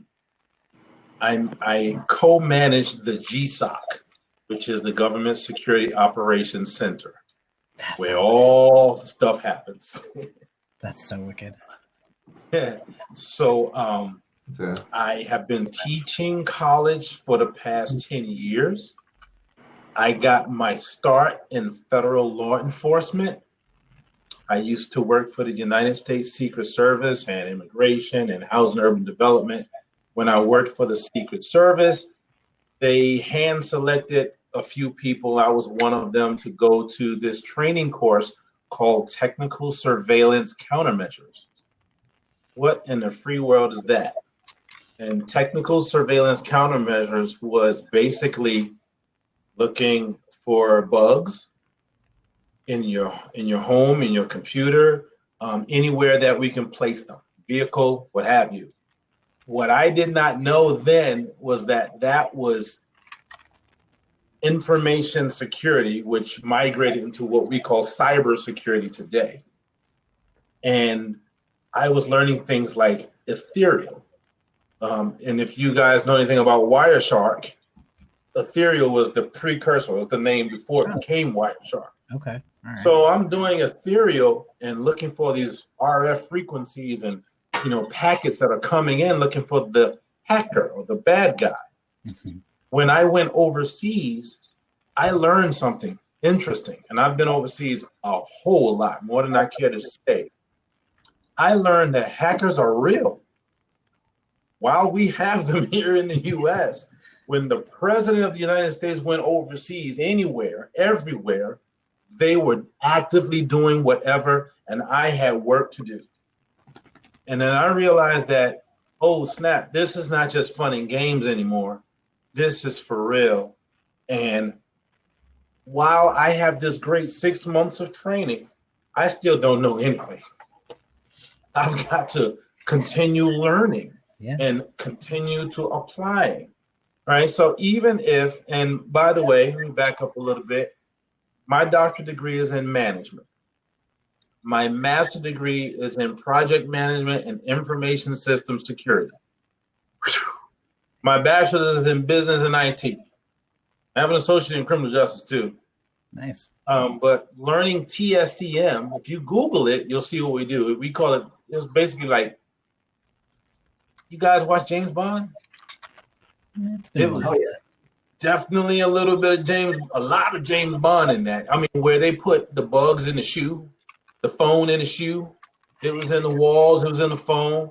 And then they cross-trained us with telephones, computers, sprinkler systems, all types of devices that we live in where we can actually bug it so that we can listen to and steal information. And I had to protect our protectee, the President of the United States, and whomever they deem me to protect, the Vice President and his family, from people gaining that information. As we know, when we communicate online even today, I mean, nothing is sacred. Everything is out there, the good, the bad, and the ugly. That feels so good. Cheryl is big on, this is more than just protection, and she's right. You know, so we need to kind of open our minds. This may be one good start. Okay, you know, let me learn how to be the bad guy and do what the bad guy does. But from there, once you're really good at making, let's just say, I don't know, you guys cook? Yeah. Right? Maybe you know how to fry an egg or something like that, right? Something. So sometimes we get fancy when we cook. You know, we don't just fry an egg. We put mushrooms and we create an omelet. We mix it up, and you know, I put fruit in mine, and you know, we brag about it because it may taste good. You know, so that's how we have to do with cyber. One of my approaches is I like to give people stuff to do, and then I'll give them some tasks and projects, just like I would do at work, in the learning environment, so that you can go forth and prosper. Because in the end of the day, what you need, no matter what skills you have, is you need that confidence. You need a methodology so that you can solve these problems. And when you can do so, when you can apply the two things that you know, and you do it for the right things, other people see that, you're a genius. I find that amazing. I'm like, oh snap, I learned that last night. I watched YouTube. Right? Mm-hmm. But anyway, what is it that you wanted me to talk about specifically? Okay, here we go. Can you guys see my screen? I want to share a screen real quick. Not yet. Okay, hold on one second. Cheryl got her face all over the place, and I don't want to mess that up. This is not Zoom, so we'll share screen. The TV thing at the bottom. Okay, I'm going to share an exercise with you. Share audio just in case. Click on this screen, hit share. What is this? This is fancy. I learned something new. Oh, there it goes. Can you see this screen now? There you are. Mm-hmm. Outstanding. I want to pull up a thing. I have helped, I don't know, thousands of people, at least in the high hundreds, get jobs in cybersecurity. Just throwing it out there. I've been doing this for the past 10 years. Okay? I'm going to go to Indeed.com. I can already tell you, any of you guys, if I had a job for you right now, I just would. Because I see hunger, I hear intelligence. Just the fact that you're hungry and you want to learn and you want to sit through a 3-hour grueling process speaking with Cheryl, even though she's a great speaker, right? And even listen to me for 1 minute, right? Tells me, man, these guys are ready. So the networking piece is vital. I have recruiters that contact me. Doc Phillips, do you have anyone that has this, and this? So guess what I do? I teach people this, and this. When they get this, and this, give me your resume. Put this on your resume. Look up a job. Let's do this. And I send it to them. And then guess what? Next thing you know, you get the job. and then we all tap dancing and jumping up and down. Party. Okay, so I'm on Indeed.com, right? And I'm going to open up another tab and just go to Google.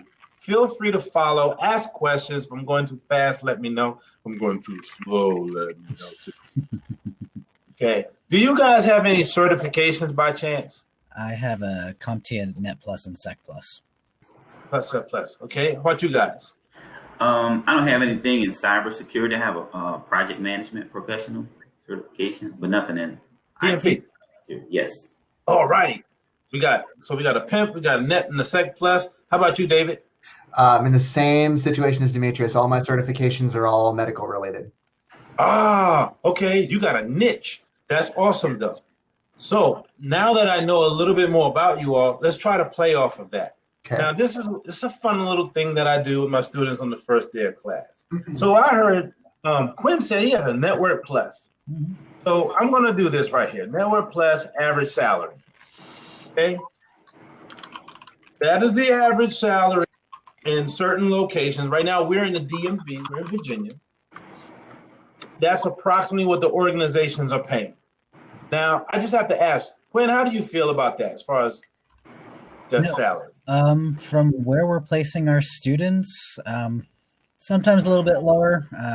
We're seeing anywhere between, I'd say, maybe like 55 and 62. So that's still pretty accurate. Okay. And now, granted, I did type the word average. So it could be a little more, a little less, depending on your experience. Right. By the way, what I'm putting you all through, and I apologize, I didn't come ready to do this. I call this E squared, C squared. Okay. E, experience, education. That's all it is. The C's, certification, clearance. If you have two or more, you're kind of running up the odds on getting the job quicker. If you just have one, you can get the job, but you definitely should be working towards the others. Okay. I don't want to belabor on that, but if we keep talking about that, you'll start to see that every job announcement asks you for E squared, C squared. They're looking for the education, 5-10 years experience. If you have a clearance, great, right? And definitely they want a list of certifications. You gotta have one or more. Yeah. Some of you guys probably have seen that, right? Oh, yes. And Dr. Phillips, how long does a certification? I'm sorry, not certification. How long does the security clearance last? Because I had one with VA, Moderate Public Trust. So how long does it last? Is there an expiration period? It'll last as long as they sponsor it, is the answer to your question. Okay. But it will remain inactive up to 2 years. Okay. So if you want to get a clearance again, and I'm going to actually show you all how to do that in a minute, I'll show you what I've told my students and many of them have actually gotten clearances. We can't do it for ourselves, but these little techniques will make you say, why didn't I think of that? Just hopefully. Okay, so we did Network Plus average salaries, a little low. And I'm going to do Security Plus. Currently, this is the average fee for a recipient that holds a Security Plus. Now, if he or she has experience, maybe they'll get more. If they don't have experience, maybe they'll get a little less. But it only takes it's about 1 week to learn the Security Plus theoretical concepts. A week? 1 week, 40 hours. If you're dedicated, yeah. Yeah, you have to go pretty hard probably. But so you can stretch it out to like 2 maybe. So I'll put it like this. When I sat through a Security Plus boot camp, I was overwhelmed, but that's a totally different. Totally overwhelmed. It was like educational dump. But it was for 1 week, 5 days. And that's the norm almost everywhere you go. So that's why Cheryl and I, for example, if we teach Security Plus, we prefer to do it over, say, 2 weeks or 3 weeks. Sure. And we will include the hands-on labs in addition, because those Security Plus boot camps, they have a curriculum to go by, and they'll give you, say, you got 15 minutes to implement that firewall. That is your first firewall. You're like, oh my God, what do I have to get? IF config this. Oh my God, IP config. It's stressful. And we don't want that. But within 30 days, no matter where you train, you should be sitting for the exam to pass the multiple choice questions and the 5 performance-based questions. Because at the end of the day, to get the Security Plus, all you got to do is pass the test. Mm-hmm. Doesn't mean you don't have to know how to do it. Right. Learning how to do it is where Cheryl and I, we actually teach them how to do it. That's why we don't rush it. And simultaneously, it's up to you to say, all right, I got the Security Plus, now how do I do it? Right? So that's a responsibility and an accountability that falls on you as the learner. You don't want to get certified and go into the workplace and not be able to do anything. So now we talked about project management professional, right?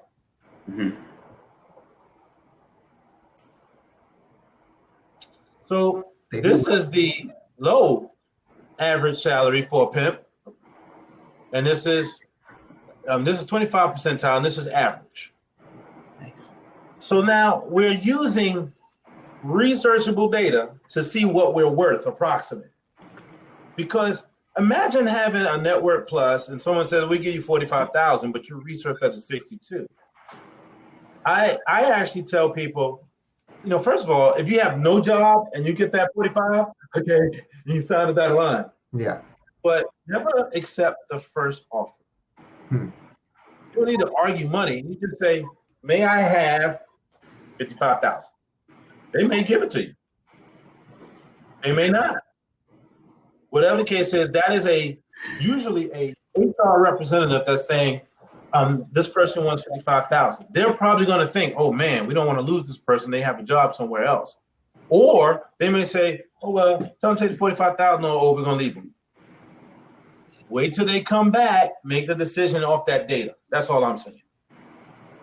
I can't tell you how many people I have helped earn $20,000 and $30,000 more, even $5,000 more, just by using that simple technique and doing research. You know, if you go in there and say you have no experience and I want 75, you're gonna be out. I would definitely stay between 5 and say 10,000 if you're gonna ask for a little bit more. That's just my 2 cents. May or may not work.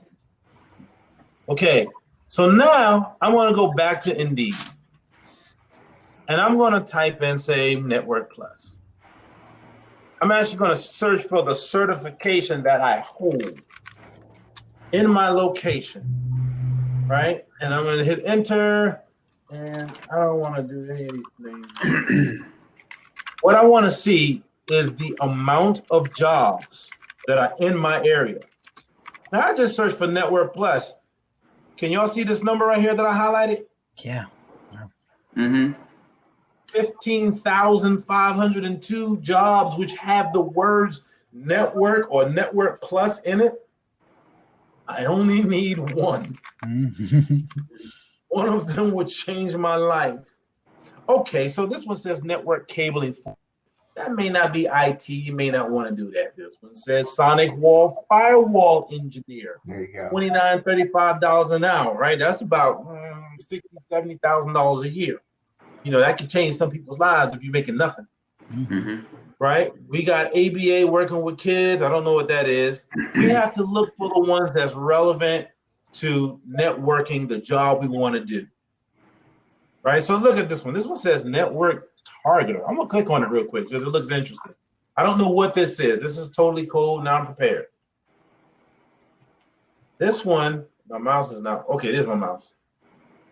Now we're looking at the qualifications. Keen analytical skills. Which certification is that? Then it could be the pimp, right? Right? That's you. You know, some certification skills will teach you some critical thinking and problem solving or analytical problem solving skills. Networking is definitely a good one. But in order for you to document that, we'll have to perform some of those actions so that you can say, yes, I have keen analytical skills because I participated in capture the flag. I have created problems with solutions to problems with, say, Python security. I've solved this at work with my project management skills.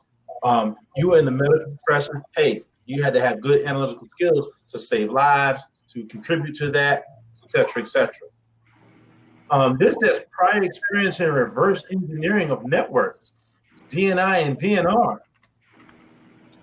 So you may not work in that profession, but I will tell you, one of you guys have done capture the flag before, right? Was it you, Quinn? Yeah. I think. Have all of you done capture the flag yet? Yeah, I have. I think I'm the Okay. only one who hasn't. So, capture the flag provides you with that real hands-on experience. It will teach you problem solving. You will enhance your problem solving abilities, your critical thinking abilities, in addition to reverse engineering, malware analysis, forensics, cryptography, etc. Because you'll have that hands-on experience, and that's what we want. And it's free or low fee, so you can start learning it today. You know what I mean? So if it says prior experience, it didn't say how much, which is awesome, because normally I see them, they're looking for junior people with 5 years experience. Yeah. Which is ridiculous. Yeah, that's not junior. That's not junior. How At you all. gonna get That's mid. exactly. That's mid. Exactly. Yeah. Exactly. So then it says familiarity with broad range of network devices, their configurations and protocols. So if you took Network Plus, you're learning. Simultaneously, I don't know too many people who don't have multiple devices in their homes now. Just saying. I'm sure some of you have, well, obviously you all have a computer or a laptop, maybe a tablet. We all got cell phones. You know, we got printers.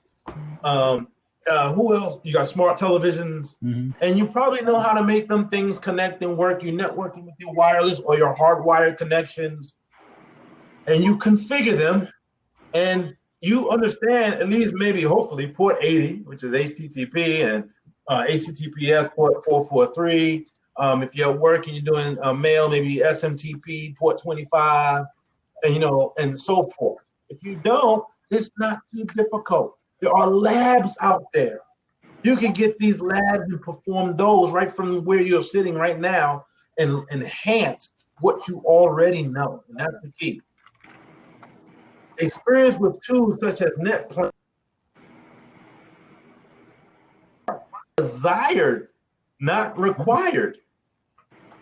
Wireshark is free. Especially, I heard some of you have Kali Linux or a virtual machine. Yeah. Wireshark is embedded within it now. Yeah. And if you didn't, you go to wireshark.org, I think, and hit download and just start capturing packets. Even Kali is free if you get VMs. Kali is free, exactly. NetPlanner, do the same thing. Python is already embedded within Kali. Mm-hmm.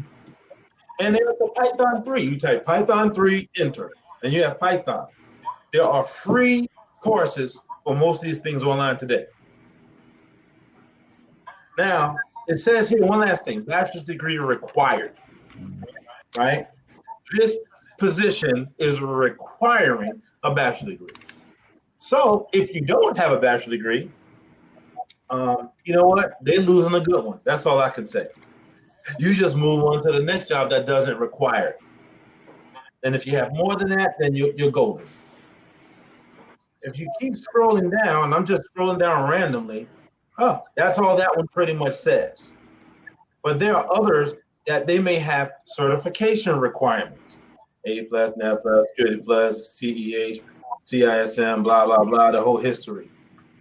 If you finish one certification, and I don't even know how to stress to you that I'm serious when I say, let's just say you start studying for your Security Plus or CISM today, 30 days from now, we can teach you how to pass the test because that's the test. That's theory. Now, will you really know how to do the work? That's additional instruction. And that's all I got to say about that. You guys have anything you want to say or any questions? No. Passing the test, some people can do it. So Cheryl earned her CYSA first because she's an analytical thinker. Cybersecurity analyst, which is what my analysts do in Department of Treasury. She blazed through the test. I was so proud of her. Then she got the job with Booz Allen tentatively. They said, well, we never heard of CYSA. We didn't know that was above Security Plus. They said, so can you get your Security Plus like within 2 weeks? Then we'll give you the job just because the contract called for it. So that's what she did. 2 weeks later, she passed that, and we were celebrating, jumping up and down. And she's been working her job as a cybersecurity strategic policy, fancy title and Booz Allen type job, which I'm really proud of her. But I'm more proud of her too, or additionally proud of her, because she does understand the technical. She knows command prompt, PowerShell, Linux. We do ethical hacking, penetration testing. We do project management. She does policy. I don't do that. I just stay in my lane, you know. We were always trying something, programming. We're supposed to be, even though I already studied Python, she was going to go through Python before the end of the year, because we want to try to really start creating our own ideas to solve problems for the industry, and then share it on GitHub. Yeah. So in this particular, this quest for a position, for a really good job, I would like for you to remember E squared, C squared. Education, experience, certification, clearance. You don't have to have them all, but the more you work toward it, the better. And just because we did talk about if you wanted to get a clearance, the simple words that I actually type in are as follows.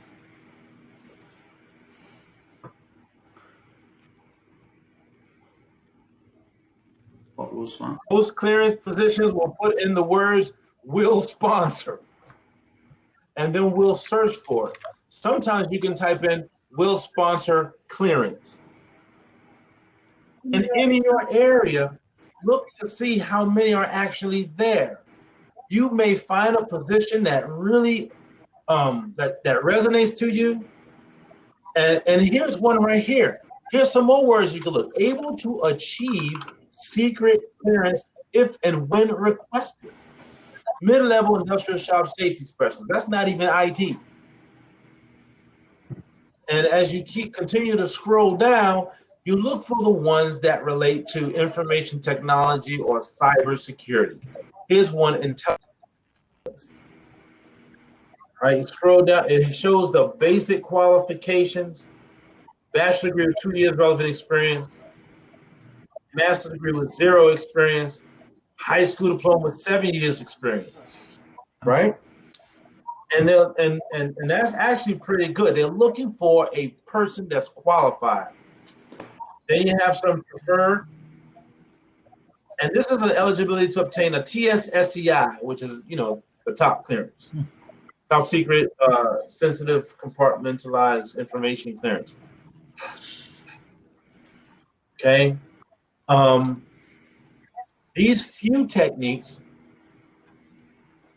one, you just think in common sense. I don't know what position you're in. You may be highly skilled. You may not be.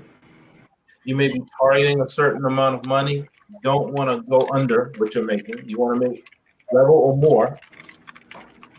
So we looked at how to find out the fees for certain certifications, and I'll show you too. Here's one that is very broad.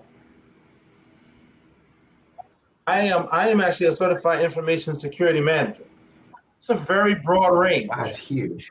Your experience will dictate how much you earn. 52 or 200. Now, there are prerequisites for some of these certifications, but you can get it faster than you know. This one right here is a 5-year prerequisite, and you have to have somebody sign off on the application in order to give it to you. Is that one I heard about? There's this one cert in the security realm that's like incredibly difficult, and like only like less than a couple hundred people have it. And maybe that's not the one. Man, what's the name of that? That sounds interesting. I love it already. I'll have to go back and find that video again. And this guy goes through like every single security certification, kind of gives you this little overview of like what. Let me see if I can find that again. I'll mute myself. Okay. YouTube. That'll be an awesome read. But you know, it's funny. Now, on LinkedIn, my name is Dr. Wesley Phillips. You can look it up. I am a person who teaches, so I enjoy learning about a lot of different things. And I don't know how many certs I have. It could be like 40 something. I don't think I'm up to that gentleman or that person that you just mentioned. But for me, it's not about window dressing. I really want to learn the skill. And I can honestly tell you, I can still go back and do some practicing on certain things because they've changed over the years. But when I started to figure out how much it compensates, my interest either went up or it went down. That means that the finances was a factor. Simultaneously, I wanted to see what kind of skills did I need to have, right? Cybersecurity skills. So I did research on that. And look at what's there. Number one, problem solving skills, technical aptitude, knowledge of security across various platforms, etc. And then ultimately they'll get into actual, say, forensic skills. You can start this today. You can get with a great program. You can teach yourself. Cheryl and I both have a Patreon. I actually have a Patreon when people join me every Sunday, and we go over and capture the flag. It's really cheap. And we just do it as much as we can, and we're learning. It's a learning capture the flag. And then when we ramp up, then we'll enter a competition anywhere and just see how good our skills are. Because most capture the flags are done within, say, 36 to 48 hours. What skills would you recommend someone knowing to join in their first capture the flag? What should know? Ooh, you know what I say?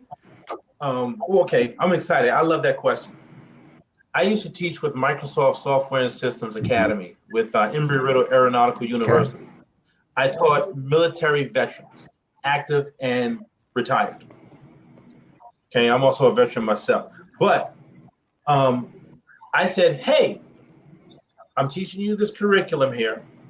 I would like to take you all, I said, who would like to earn some extra points? Everybody raised their hands. I said, good, because we're going to learn some real cyber skill. I'm going to take you to a capture the flag event. And they were like, oh, I'm not ready. I don't know. I said, no, doesn't matter. You come to the event, we'll sign you up. 36 hours, hardcore. You military people, I don't even want to hear that you're afraid. This is a mission. We have to accomplish the mission.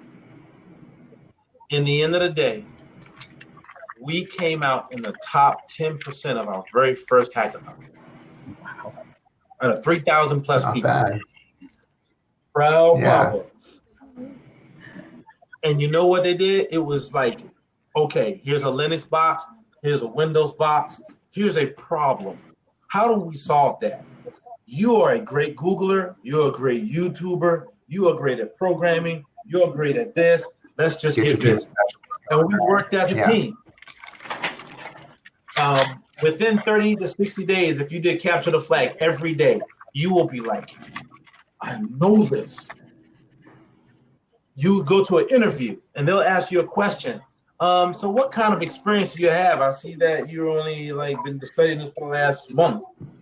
Oh, well, I understand digital forensics, cryptography. I understand Linux. You can just roll off the items in the capture the flag versus saying, I did capture the flag. Yeah. How you spin it, right? How you spin it. Because then, now you get 6 months of that. You've been doing digital forensics for 6 months. You've been doing cryptography for 6 months. And then it's just going to happen. You're going to learn Linux simultaneously because you're going to do a lot of capture the flag in Linux and maybe Python and with open source tools. You're going to learn tools and you're just going to enhance your resume and your interview skills because when they say, so you say you know Linux, huh?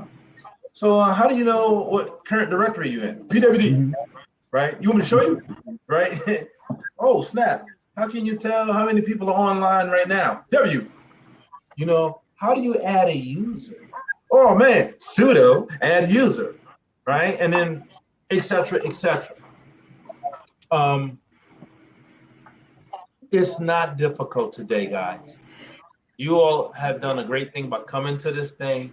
It's just, who do you know that knows how to do this, and do they have the means to teach you or steer you in the right direction? I'm more than willing to help. Cheryl's more than willing to help. I'm going to add one more resource to what she gave you about Linux survival. After you do Linux survival, which should take 30 minutes to an hour, then go to Linux Journey. Yes, I like Linux Journey a lot. Linux Journey is nice, right? I'm so glad you know about that, and you said it's nice. Okay. Do you guys have any more questions about this? Because I can go on and on. I only have so much time. So one certification that I was looking into, or have been looking at, and I got some materials on it, is HCISPP. Are you familiar with that one? Yes. Okay. So it appears to be kind of niche to a certain extent. And what's interesting is that unlike some of the other certs, after you pass it, you don't get the cert until you get hired in the disciplines and then have, I think it's at least 6 months of experience, because if you do the cert before you're hired, you get the I'm an associate of ISC. Can you tell me what? Yes. Yeah, so that's still a good thing to have. I mean, I don't want to carve myself into a box before I land where I need to be. You know what I'm saying? No, I'm not opposed to doing it. I just want to make sure that that's still going to be a good use of my time. I'm tracking. So you have years of healthcare experience. Yes, many. Now you're trying to transition into the cyber world, and you've done so. You've earned your degree in this, right? Not in this. I have a bachelor's in healthcare administration. Healthcare administration. Yeah. Okay. You know what? Don't let them take that away from you. One of the best cybersecurity professionals I know has a bachelor's degree in fine arts. I believe it. Fine arts, off the charts. Doesn't matter. He's outstandingly good.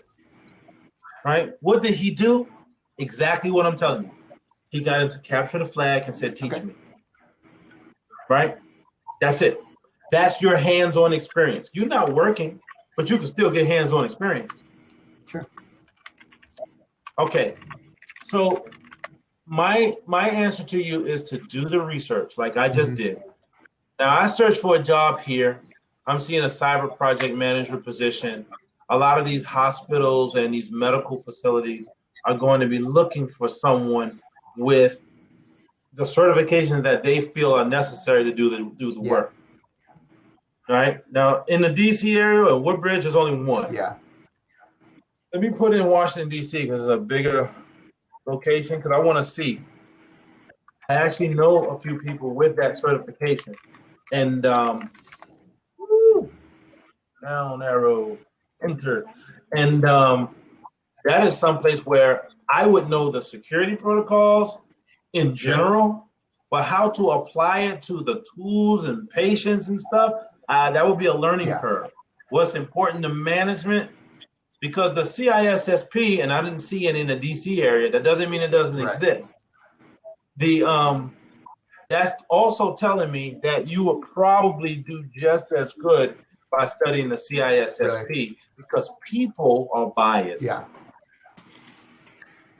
So if you earn this and you have all that healthcare experience, you're going to be golden, unless you know or see or find a job that's looking for the cert that you're looking for. And from what I let the there's not a ton. That for that one specifically, it seems to be what I see that, or kind of what I've talked to a few people about it, is it seems to be something that if someone's been doing CISPP for a while and they want to go work in healthcare, they get that as a piggyback onto an existing CISPP, and that's kind of like my addendum cert to go work in this hospital or do this particular project in the medical world. That's actually what it ends up being. That's a good summary, because that's what I see too. I'm not opposed to working in the healthcare field, but it's different. I mean, it's different. So every industry has their own little quirk about it. So, let the research be your guide. Someone told me a long time ago, I think means I don't know. So we want to do the research, find out this data, and walk in and speak from a position of confidence. Demetrius, you got a question? No. You like you deep analytical thought. That's No, like a statue, what you said really made me think about it. It's like the command we have over something, and definitely gives us the ability to speak authoritatively about a subject matter when we're comfortable with it. So I mean that's that really kind of resonated with me when you said it. We really don't have the time, but man, there's so much that we could go over. I'm actually interested in answering every question you have. I do know a little bit about the medical field and the cyber medical field. I have friends. I'm trying to think who I can hook David up with to talk to, because at the end of the day, that's what's going to make you say, yes, this is a person who's done it. They have a niche, but you have LinkedIn. You look up those individuals and say, I'm interested. They may hire you just because you're interested. And you have all those years of medical experience. I actually got a little, but that situation you just described, I almost got there recently, and that's part of why I'm here too. So I'm like, well, I got further than I thought I would without really going that far. So let me go a little further and see what happens. So. Yeah, you froze a little bit, but I got what you're saying. Yeah. Don't stop. That's all I'm going to tell you. Cheryl emailed some company, just GP, and wrote this fantastic letter. And they're calling her now, trying to offer her a job, and she doesn't want it. She did it just to prove a point, just to teach students. Yeah. Amazing. The wordplay is everything. Yeah. And that association, that network is everything. Demetrius, you have those project management skills. There's no reason why you can't become a cybersecurity project manager or just a regular project manager. Those jobs exist. Right. They pay well too. Yeah, Demetrius, you can go anywhere with that, man. I'm telling you. Anywhere, because you're a pimp. Anywhere. Write your ticket. Seriously. PM's so big now, and you can go anywhere. Really. And Quinn, like Cheryl said, he should be sitting right here giving people his 2 to 5 cents of experience too, because he teaches. He does a little bit of everything. It's just about getting you out there and doing what you can and documenting what you think is important based on that job description. Yeah, absolutely. You can find your ideal job. Find your 3 ideal jobs. Look and see what the education, the experience, the certification, and maybe the clearance, which you don't need a clearance to get a good job in IT and cyber. That's just feel good, But if you want to do that, then when you get those things, then look Cheryl up or me or somebody in your circle and Google it. How do I get this experience right here? Today with Coursera and edX and YouTube and everything else out there, let me tell you, 10 years ago, 15, 20 years ago, this stuff wasn't out there for me. Yeah. I had to go buy some great book that was good at the time. I got with my IT specialist. I'm studying IT in school. Can you teach me how to really do it though? Because the truth is, when in college, for me, I have a college bill that's ridiculous. It's the price of a house. Yeah. If I would have known what I know now, I'd have finished all my certs, got my foot in the door, got my experience, and I would have been good. And but I don't dog college. I would say college would be great for you to do. There's some jobs that they will require it, and then if you want to go into management, you want to make more money, it's there. But if you become a really good technologist too, my Splunk guy. I think he makes $180 an hour. Dang. He's the junior Splunk guy. Junior? Right. Oh my God. Yeah, the other guy makes $250 an hour, right? Jeez, man. These guys come to work like this. Hey, Wes, how you doing? Yeah. They're happy. Yeah. You asked them anything to do. Yeah, I got you. What you doing? Kind of hard to have a bad day in that situation. Exactly. So, you know what? I learned Splunk. I was about to say, I'm just jotting that down really quick. Like, holy That's crap, right. man. Wait, so what was that again?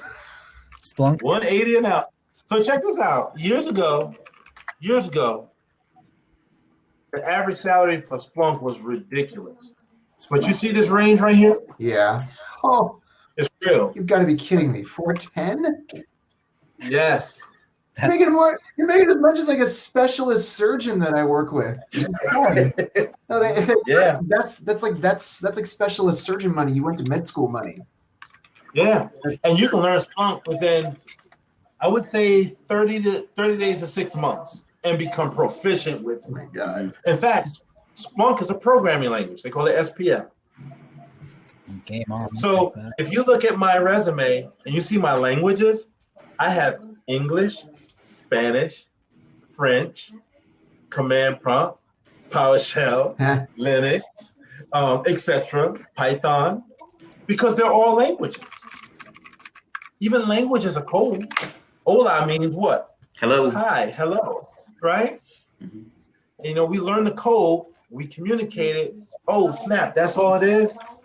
And I will tell you, in Linux, for example, I'm probably proficient in about 40 to 50 different commands, maybe more, because I've been doing it for a while. It could be 100, but you only need about 20 to 30 to get a good job, because you're going to be doing so much all the time. And through osmosis, you're just going to get even more. So, do you guys have any other questions? I wish we had more time, but I don't want to. Are you both going to be leaving your LinkedIn info in here for us before we sign out? Sure. I think Both of you. let me look it up real quick. This is Cheryl's and there too. I think No, I already added you both. Okay. I mean, because I would like to talk about you later for sure. Sure. Then let me know if in fact if you guys want. I'm doing a Linux class on Sunday from 11 to 1.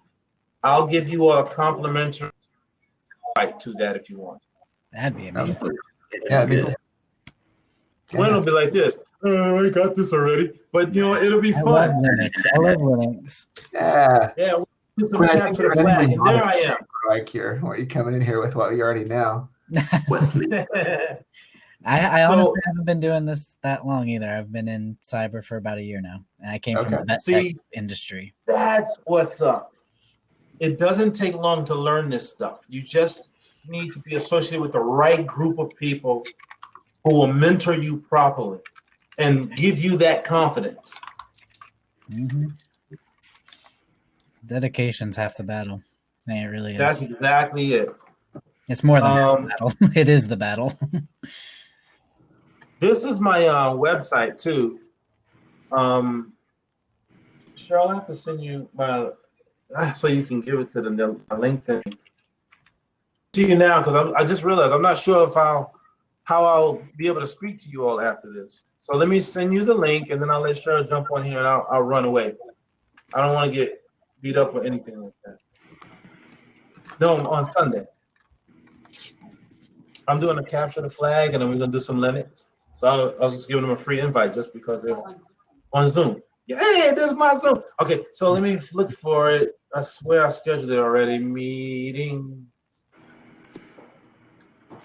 Usually every week or every other week, I'll do a Zoom session with my patrons. I have a Patreon. It's only $25 a month, but we communicate almost all the time. Need help? Oh, that's today.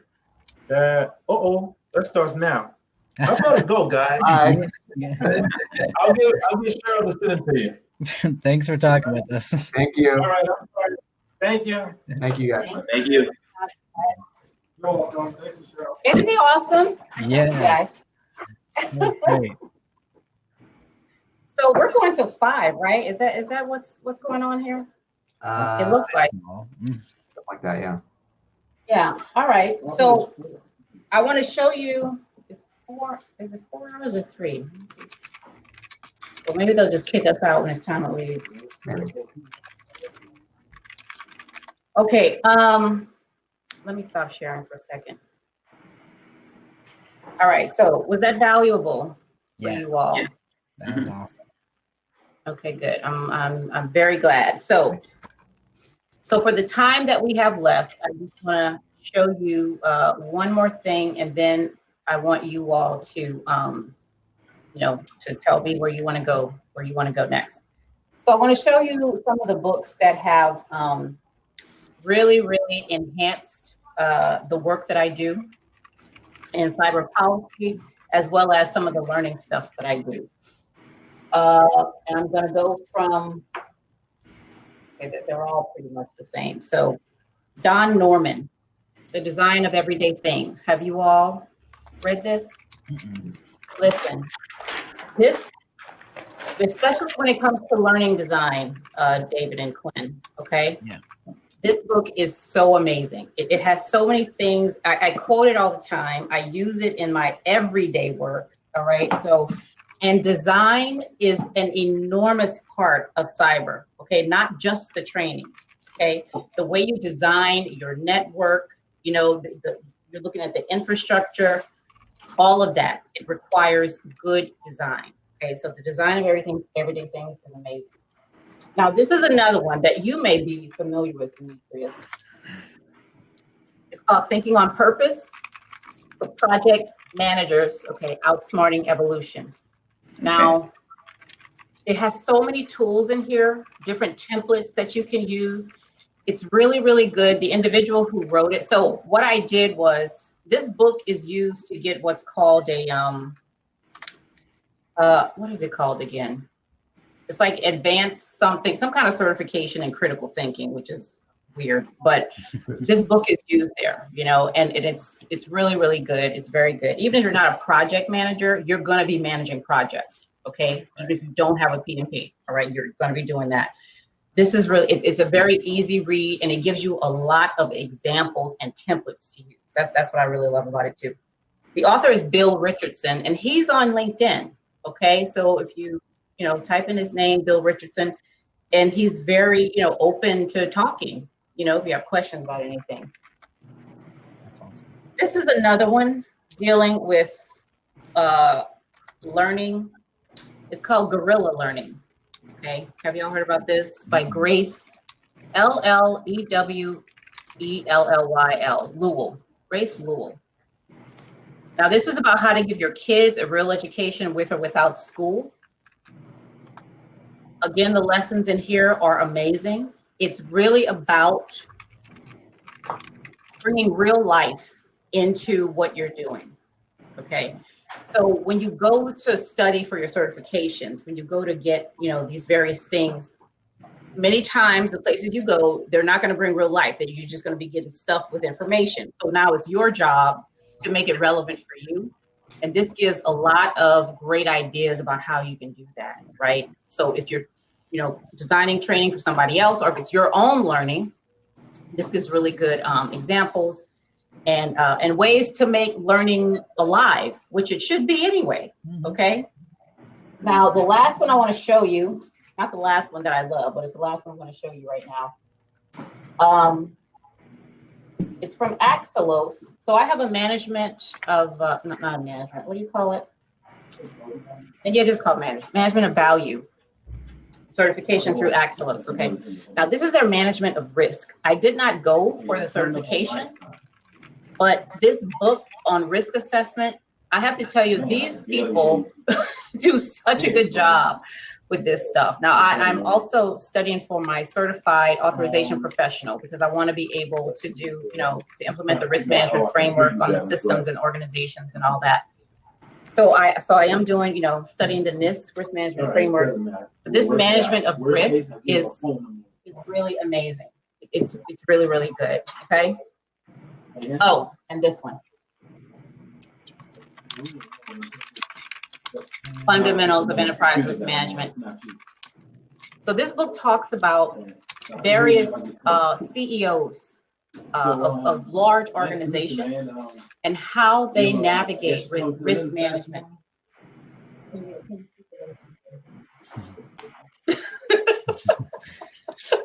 Can y'all hear him? He's really loud. A little bit. So listen, there's a quote in here that I use. So I had to have a meeting with the leaders. Now I'm with Booz Allen Hamilton, but I'm contracted out to NAVSEA. Okay. I was charged with working with the service desk to create a service level agreement. Okay. So, which all kinds of things. So I was the one who gave the presentation to leaders about the service level agreement, the draft, and how we were going to pilot it. Okay. I started off that conversation with a story from this book. So it talks about an individual. He asked the question. He's the head of an organization. The question he asked was, what's the purpose of brakes on a car? That was his question.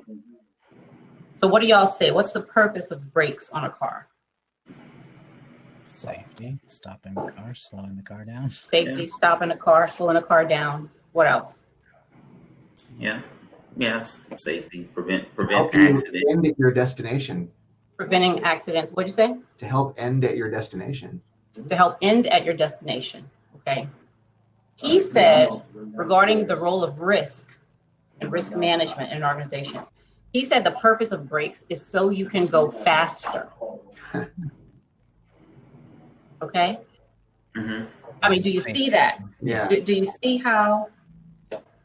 And he's saying that's why, doing risk assessment in general, but, we do a lot of risk assessment as well, is necessary. It's not about stopping you from doing your job. Okay. It's about allowing you to go faster, to get to where you're trying to get to, more efficiently. That's what it's about. I love that. I'm like, this is awesome. So, so I was telling them that's why we're putting this SLA in place. It's not so to prevent people from doing stuff or to put them in a box or whatever. So we can get this work done, right? And in a much more efficient and effective way.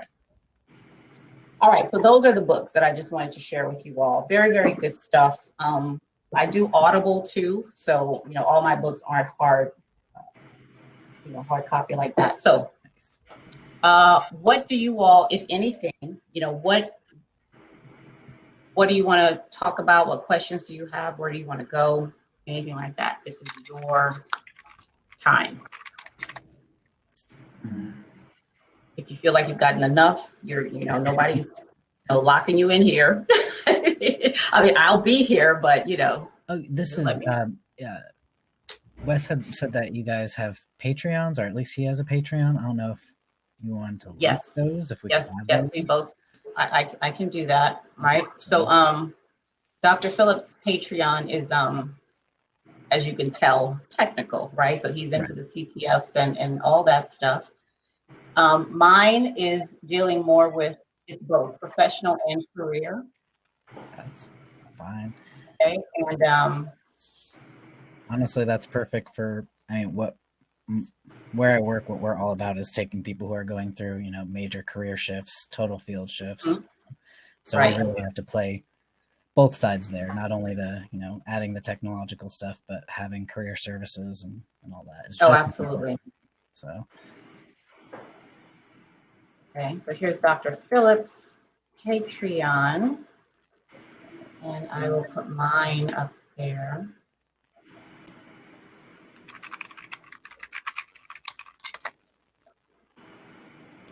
Now, as a part of mine, I also have like one-on-one mentoring. And so what I am good at, what people do come to me for is I love metaphor, right? And I love explaining things with metaphor and pictures. And we use Legos to understand security. I mean, all that kind of stuff, right?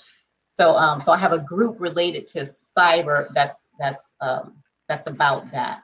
Okay, really helping to break it down, to the lowest common denominator to really understand what these things are. Cheryl, didn't you say you have a YouTube channel also? I do, yes. I will put that in there too.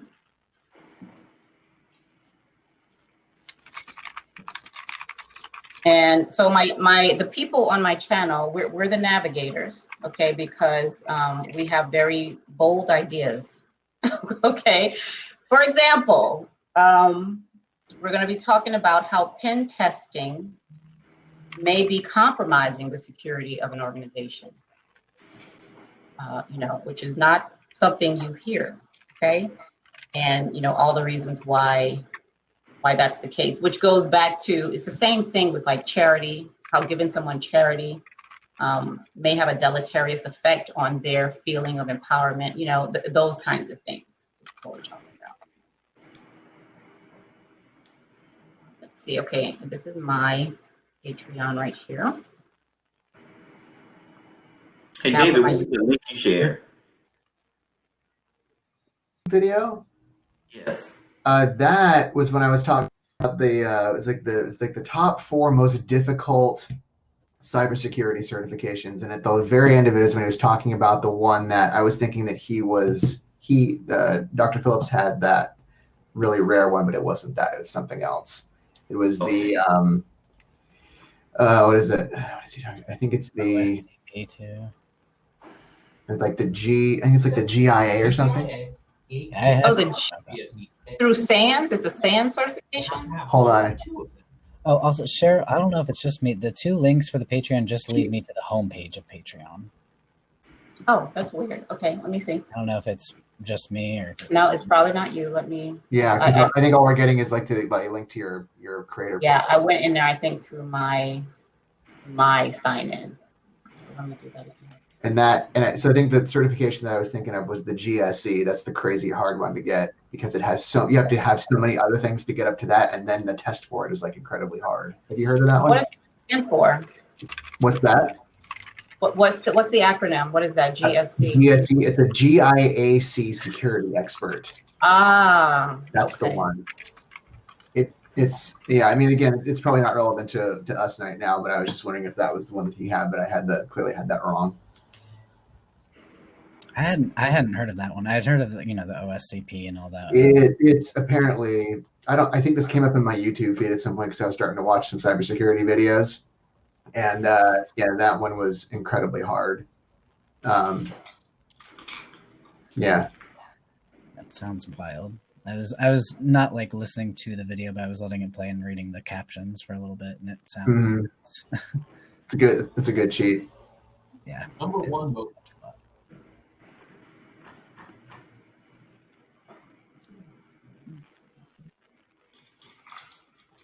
There we go.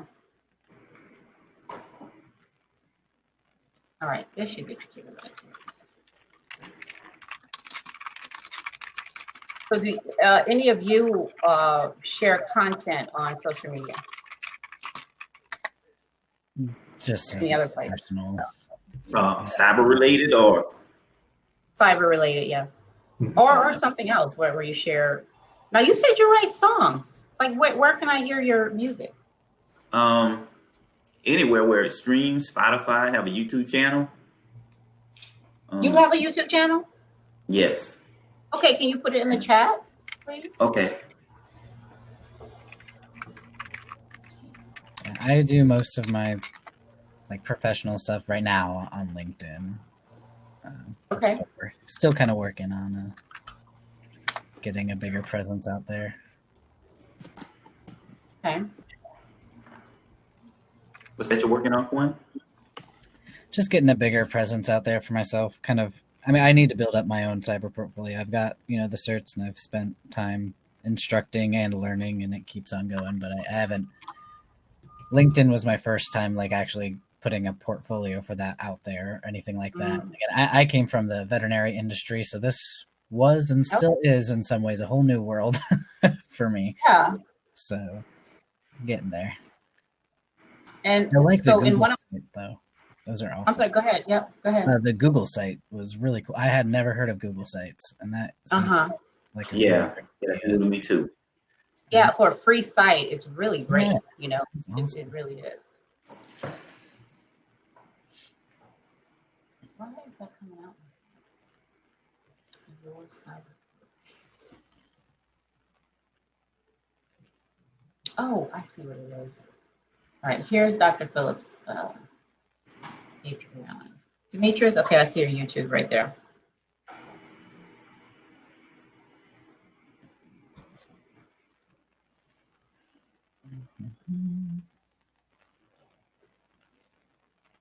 So I got so that I could improve my learning design for regular stuff, for cybersecurity, all that. I went ahead and took, I I got a certification. I wasn't looking for the certification, but that just happened to be the end product. But in hypnosis. Okay. So and man, I tell you, those courses really help you to understand people in a way that you can't help but design good stuff. I mean, you really can't. It's so interesting, you know. It's really, and that. So I don't know if you all have heard of cyber psychology, right? But the interaction between, you know, machines and people and all that, it's such an interesting area, and it's so relevant. Okay, because right now we're going through a reorganization, and the people stuff in there, right, is doing so much, you know, is having such an impact on the security stuff.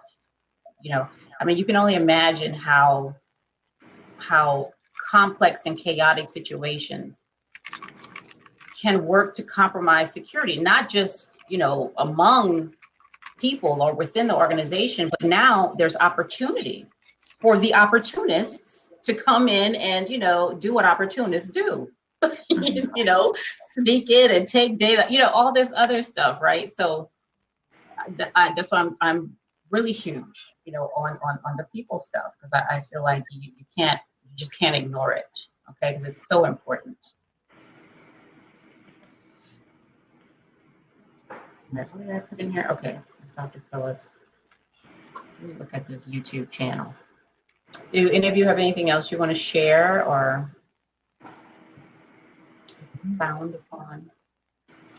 Are all of you actively looking for work now, or are you still in like I'm in the learning area? I'm pretty comfortable where I am instructing right now. I wanted to come here to see, you know, what I could glean, pass on to my students. Like I said, a lot of them are completely changing fields. They'll leave the boot camp with, you know, Net Plus, Sec Plus, hopefully both, and that hands-on experience in the range. But still, you know, it's such a big shift to break into this new space. So I wanted to see what I could glean from that and maybe pass their way. That's why I'm grabbing like all your links, the Patreons, all that, and pass those on.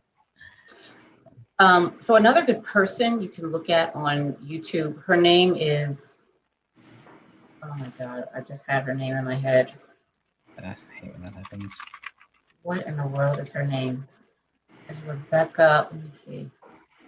But she gives talks on like the human side of InfoSec, and oh my goodness. And she gives a lot of good examples about places where you can take just lay people who really don't know about, they just know they use computers. They have no idea how anything works regarding it. You know, it's like magic happens when I send an email and I get one back, right? But she does a lot to talk about the kinds of tools she uses to help these individuals see how their area of ownership, you know, when it comes to their digital security. And it's really good. Rebecca, it's Rebecca something. Let me find it. I think it's Rebecca. Black Iron Pot Records. Yes. All right, I'm subscribing right now. Same. Okay. Yes, that's how Louisiana cast iron cooking pot. And nice. And I'm cooking up music. Oh, I love that. Yeah, my dad had a band as well. Okay. And he liked to sing too. What is this lady's name? Hey guys, I gotta duck out for just a second. I'll be right back. Okay, yeah.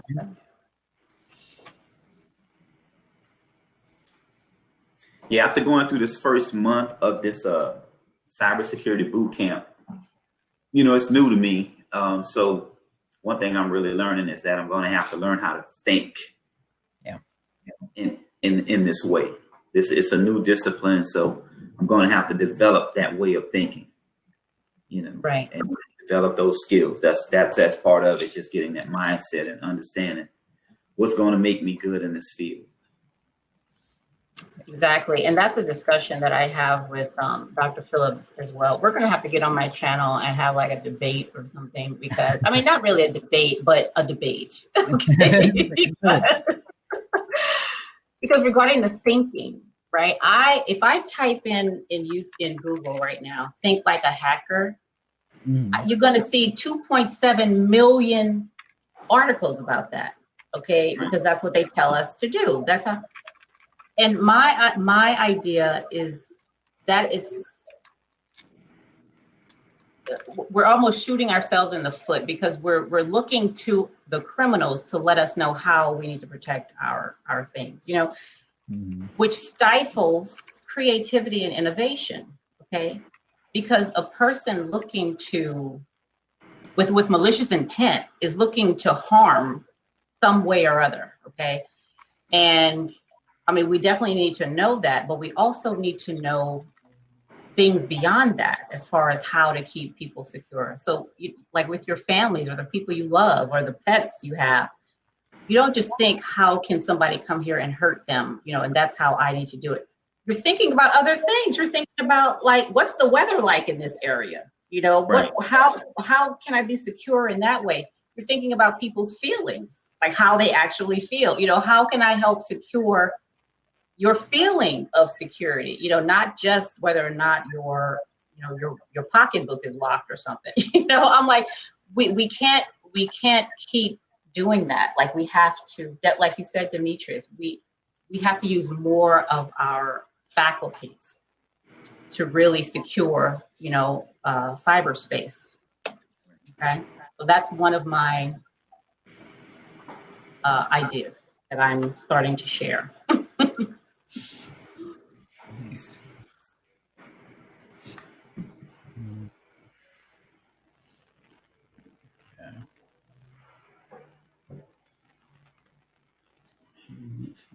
I cannot find her name. Oh my goodness, this is so crazy. Don't you hate it when it's like right there? Oh, I know. Oh my goodness. Okay, I know what I can do.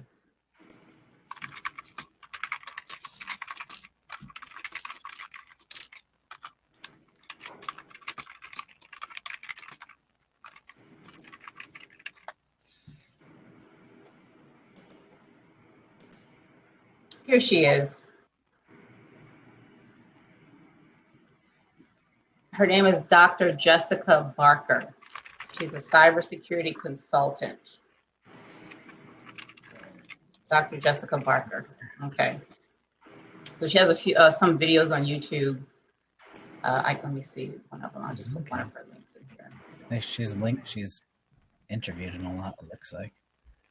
She's been on like CNN and all kinds of stuff. She's from across the pond, but good for her. I love her, the way she teaches, and informs. And she doesn't just talk to, like, she talks to developers and programmer, all that. Okay. That's fantastic. Yeah. There's a good marriage between the two.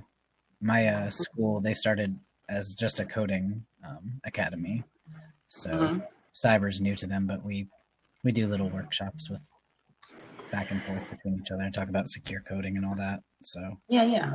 Gotta cover all your bases. There's security and everything. So absolutely, absolutely. Because what it is like the function, at least from my point of view, y'all can let me know if you think something else. I feel like the function of security, the function of feeling and being safe from harm is so is to empower you to act in some kind of way, right? And if you think about situations where you don't feel secure, whether it's you feel physically secure, emotionally secure, psychologically secure, you kind of, you're like a shrinking violet, because you're so busy trying to be safe. It's like Maslow's hierarchy of needs, right? Right. That's all you're trying to get secure, right? So so the feeling of security and being secure allows you to act, not without caution, but more freely. It gives you freedom, basically. Yeah. So, and that's what we're that's what I feel cyber professionals are here to do. Mm-hmm. To allow organizations and the people in them to be free to do the work they need to do and accomplish their mission and all that.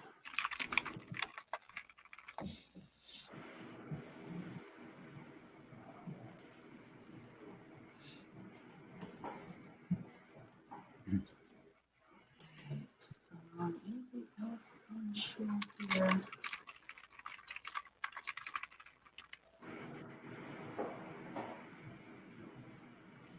All right. I don't have anything else. If you all have anything else? Okay, I'm good. This has been awesome. Yeah, this has been good. It has. I've got a lot of notes that I've been taking down, so this has been fun. Yeah, I think I found this Linux survival and Linux journey. Yes. On a great Okay. day. I was looking at that stuff this morning. Oh, were you? They are Yes. awesome. Yeah, I Like, had my definitely start with virtual Linux laptop. Survival, but Linux Survival is so fun. It's so great. It really does a great job of walking you through and explaining everything as it goes on. There's also Bandit Over the Wire. I don't know if you've played it. Let me find. I have not. Okay. Have I heard of that? That sounds familiar. What is that? It is a Linux game, and it helps teach you Linux kind of through you have to find different flags. The flags are keys to the next level, and it doesn't straight up 100% tell you exactly how to do everything. It encourages you to kind of Google things, but it'll give you hints as to what you need to use. It's a lot of fun, though. I'd say start with Linux Survival if you absolutely have no background in Linux. But Bandit is a really fun game. Like just beyond. What is it? What is it again, Quint? What is it again? Bandit? Over the Wire. Yeah, so it's overthewire.org. And they have a game called Bandit. I did link it in the chat there too, if it helps. Oh, I see. Okay. Thank you. So what do? You just click on a level and it takes you to some. So you start at level 0. You do connect to it over SSH. And it tells you how to connect and log in. Okay. Once you get in, you go to the level 1 page to figure out how to do that. And it'll say the password for the next level is stored in a file called README located in the home directory. Use this password into Bandit 1. And so each level, it's, the password's hidden somewhere different. You have to use different commands to find that file. So it gets you moving around. But it's okay. So something else that I want to do, because when I first came into this area, I noticed this immediately, and I'm not the only one. Like, I've been taking pictures of stuff that I read, like in all the Facebook groups I'm in related to cyber and stuff.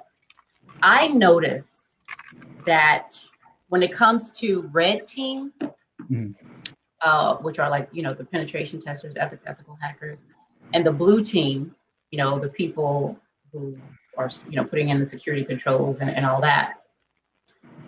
There seemed to me to be like what do you call it? Like the red team stuff seemed to be more heavily emphasized than the blue. Yeah, absolutely. So I'm not the only one noticing that. No, I always say, like, honestly, when I talk to my students, red is kind of the sexy side. Everyone wants to be the pen tester and the ethical hacker, and I like blue. I love blue. So I really like the forensic side. That's why I like range, because you get to play the part of like a SOC analyst and do forensics after a simulated attack has come in. I love that stuff. TryHackMe is decent for blue. I will say TryHackMe is decent for blue because it doesn't only have capture the flag games. It does have really great introductions to tools. There's some really good Linux rooms there, actually. Then they have ones that teach you how to use like Nessus, that vulnerability scanner. That's really nice. They do have things on like how to use Metasploit. Nmap is on there. Really good stuff about just different commands. I'd say overall it still leans towards red, but there's some stuff in TryHackMe that's pretty good. There's a whole thing on open source intelligence. I think I mentioned that earlier today with the metadata picture. There's that room. There's a whole one on Google dorking, so just performing, this passive recon. Yeah. So it's an awesome site. I really like it. So I actually wanted to have a conversation about that because listening to there was a panel of men talking about cyber and getting into it and all this stuff, and one of them was on the blue team, and he was very I don't know, open about his ambivalence toward the red team, and I'm thinking, first of all, it should be all blue or whatever. Like, we're all on the same team. Purple Right? team. It's for the same reason, that we're doing the things we're doing. But when you if you just look at the facts, you can't compare the OSCP to the CYSA. I mean, come on, like what is, Entirely. the same rigor and attention is just not there. I at least I don't see that it's there. So I'm curious about that. I'm waiting for there to be some nice tool that comes out with more labs for the defense side of things. Yes. Because that's what I love. I'm learning to like the red side. I'm appreciating it more as I'm learning more about it, but blue is my favorite. And there's so many cool things out there that, again, I can help the students in the range find it, but the range is a very expensive product that is not free to access for a lot of people. So we have so much for red. We need more blue out there. Oh man, I'm right there with you. You're talking about, Quinn? So it's a cyber range, which there's a whole lot out on the market now, but we use Cyberbit. It's actually used by the military in certain areas, and essentially it is a completely all virtualized, simulated, mid-sized corporate network.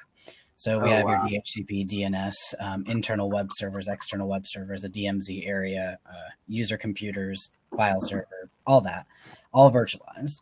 And then you can get in as a trainee. And as the instructor, I launch simulated attacks. These are actual attacks. There's a reason this is virtualized. You do not want any of the attacks I launch actually getting out on a real computer. No. Real Trojans, real ransomware. Wow. The students get to go in there, see it, again, kind of fill the role of a SOC analyst and play forensics, go around and see what clues they can find, if they can piece together how the attacker got in, what they did when they got in there. We use a few tools, Palo Alto firewalls, which is like the leading web application firewall out there right now, as well as IBM QRadar as our SIM, which pops up most of the alerts on our system to kind of get us moving in the right direction. And it's awesome. I mean, it is a really powerful piece of technology. It is hands-on training, period. We might still be in the school environment, but you're using the tools that they use out in actuality and seeing attacks that actually exist out there. So it's a lot of fun. Yeah. So I shared what is her name? Carolyn Wong, WONG, Caroline Wong. She was talking about, she was on a podcast, and she was saying how the company she works for used to be all bug bounty. Oh, nice. That was all they did. Mm-hmm. And then they moved over into what she calls pen testing as a service. Now I love, she and her partners came out with a document 2020. It was something about 2020. Like, that's useful, right? But she's in that document. It's a report where she talks about the various vulnerabilities that are best detected and discovered by machines versus the ones that only humans can catch. Okay. It's a fascinating, very fascinating document. And then she has those that it requires, both to be able to catch. Very fascinating document. Her name is Carolyn Wong. So if you type in her name, I'm sure you'll see that document associated with her. But to what you were saying, Quinn, one thing she also says is about how when they were doing bug bounty, they noticed that they concentrated a lot on the problem and not really, but the problem. Okay, it was somebody else to fix it. Okay. They were just about finding the vulnerability. So And I actually, another thing that you'll see on the YouTube channel is I wrote something on vulnerability as a security control. Now, I told Dr. Phillips that, and he was like, girl, what the hell are you talking about? Vulnerability as a security control. And what I meant by that was we find the vulnerabilities, okay, and the bugs and all that, right? But what's going on upstream? It's almost like Toyota's lean management, right? You're looking, where did the problem start? Like, because all of us have decision-making ability in whatever we do. So what upstream, could have been a systemic cause of this particular vulnerability right here, okay? And it's really about looking up there and investigating what's going on there, what's going on with the decisions that we're making, Right. So, because we do want to be about fixing, and not just fixing the immediate issue, looking at the systemic cause, right? All around remediation. Yeah, absolutely. Mm-hmm. Absolutely. That's very important and often overlooked. Mm-hmm. So this is a fun area. I feel like this cyber domain is like a toy box for me. I mean, because, I just have so many ideas, and it's just, I love it. I absolutely do. I agree. It's only been a year for me, but a little over, but it's been a blast already. It's a lot of fun. There's so much information out there. It's like, honestly, I have too much information. I keep, bookmarks and all these things that I think will be really fun to do. And they are fun to do. It's just, I have 2 pages of it, like, I don't know when I'll be able to do it all. There's just so much out there. So, right. It's yeah.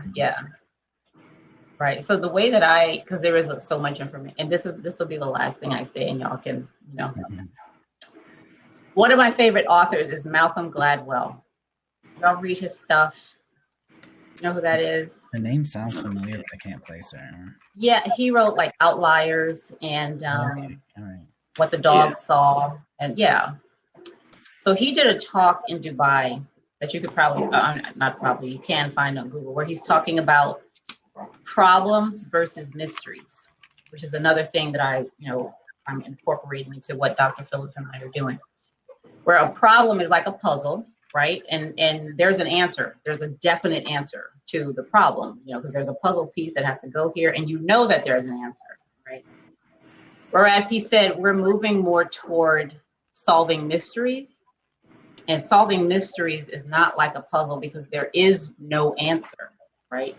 It's and where a puzzle is about finding the right information, a mystery is about getting enough information, all right, for whatever you're trying to do, which means there's always opportunity to get even more, okay, and then come up with another solution for something, So, which I love, like his whole talk is amazing, but I like that aspect when it comes to security of not just the systems and the data, but security in a more holistic, in a more holistic way, because there is so much out there, right? And if we don't go into it looking for an answer per se, but looking to get enough information, to help us get to that next level or that next goal, and keeping it open, right? Because we know, especially over here, that stuff changes a lot, right?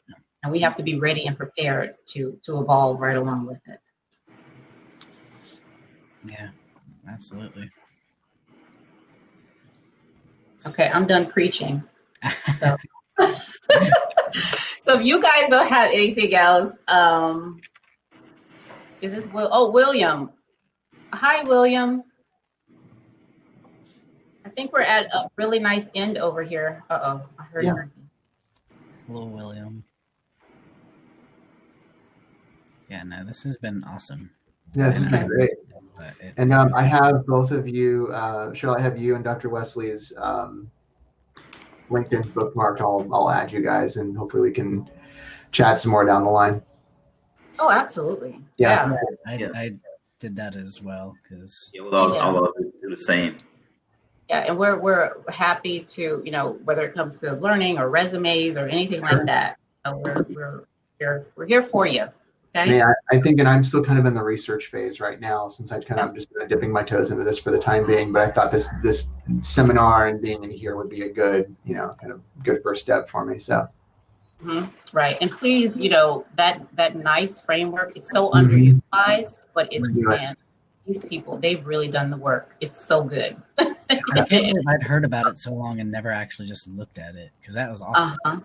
So. Right, and they actually created an interactive one, right, where they have the different colored bubbles, and you maybe that's what I've seen, because and it'll show you. Yes. Maybe someone you've seen already stole some of that content and stuck it in a presentation or something. I've seen the bubbles. I've clicked on bubbles. That's yes. The bubbles are fun. They're so nice. Yeah, and it even tells you how you need to hit Demetrius, how you need to progress in the various areas. They've done a lot of work with this thing. They really, NIST is awesome. They do a lot of stuff. They really do. That's fun. All right. Well, this was fun. I'm so happy. It's nice meeting you. Good. Well, I'm going to be in here till 5, which is what I'm supposed to do. But y'all can, hang out or. All right. Good. And I appreciate you being here. I'm excited that we did this. This was useful for me too, right? Because I learned a lot. So thank you for that. Oh, definitely. Likewise. This has been great. I may duck out of here and go. I think my 2-year-old wants to maybe see me for a second, so I'm gonna go say hi to him. He's been calling around outside the door for a little bit. So okay. Thank you, David. Absolutely. All right. Bye-bye. Hey, William. Yeah, I'll stick around since Wayne just came in here. Let's see. Sounded like you guys had a great conversation. Hold on a second. That was fun. Yeah. It's good. Really good. Once I got my mic working, I guess my mic was working the whole time. I just didn't joined in a couple times. He's okay. You're having great tips. Yeah. Did you see Dr. Phillips? Someone else came. I did. Yeah. Okay. Yeah, I was actually listening to your guys' session for quite a bit. Okay. We're the most exciting session, huh?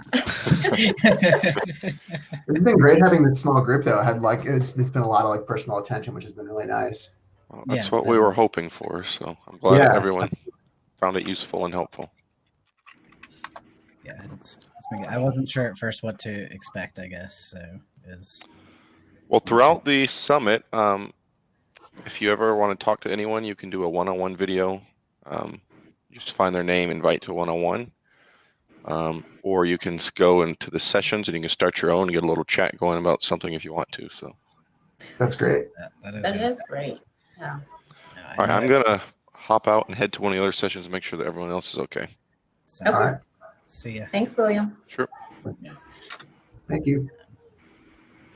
Yeah. No, I linked the whole summit to a couple of my classes so that they could at least do the free sessions that they've got going good. on. These were the paid sessions, right? This one we're in now. Mm-hmm. Yeah. The free ones, I think they start at 6. There was one going on that was on information frameworks, and then at 6 tonight they kick off a bunch of others. I'm not sure on Saturday if they're free or not. But they got for the ones that any of the summit that we miss, are we going to be able to go back and watch some of this later? Like if we have to step out and. I heard we were supposed to get recordings of ones that we. Oh yeah. This says we've been recorded this whole time, so okay. That's what I'm assuming. Which is good because it took me forever to get in here. But yeah, I had the same problem because I was using apparently Chrome needs to be the browser I use for the rest of this. So yeah. All right. Well, I'm probably going to duck out. I've got to. My dogs have been trying to get my attention to go potty for a little while, so they've been very patient. Your cat had your tail in her face there for a solid my cat wasn't. Yeah, I saw that.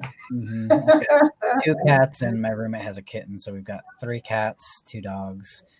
Oh wow! Yes, Nice. They're fun, but yeah, I wasn't sure if anyone had caught my cat climbing across my desk earlier. Oh yeah, I saw it. He's a neat. Thank you, Quinn. I'm glad we were able to see and hear you finally. Yes, that was me too. It was a struggle there for a while. But well, it's been great talking with all of you guys. Thank you all so much. Likewise. And if Yeah. you guys want to look me up on LinkedIn, here, I'll type my actual last name. It's I'll put mine in too. I might as well. Yeah, why don't I do that? HJ is just, I have a hyphenated last name, so it gets long. Incognito window.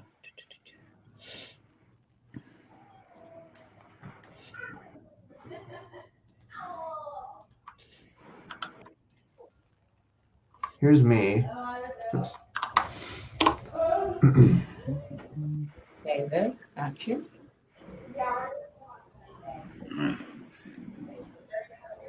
There we go. Got it.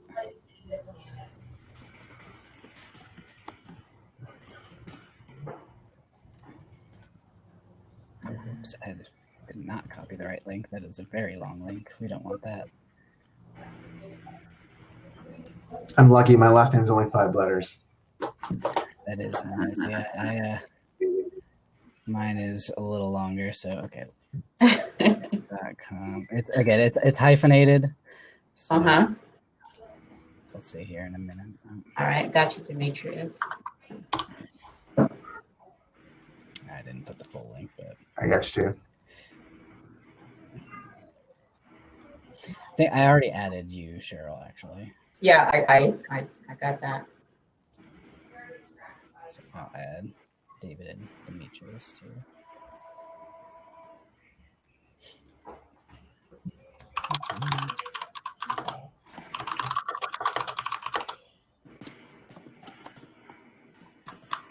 Just where's your connect button?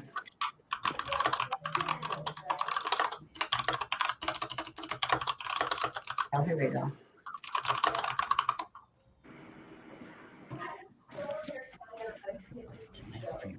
Okay, awesome. Well, thank you again, guys. Have a good night. Yeah, likewise. Yeah. Sending out some LinkedIn invites right now. Nice meeting you guys. Yeah, nice meeting you too. I'm sure we'll all, maybe we'll see each other again sometime here. Who knows? Maybe one of us will be talking at one of these in a couple of years. A couple would be a lot sooner than that. Or maybe a lesson here. I mean, Quinn, like in a year, I'm looking at all the stuff he's done. I'm like, dude, like you said earlier, shouldn't you be talking? I know. Come on, man, you're in the beginner stage, and you're like, oh yeah, we teach this and that. I'm like, okay, get yourself on the panel. Like, go do something, man. Come on.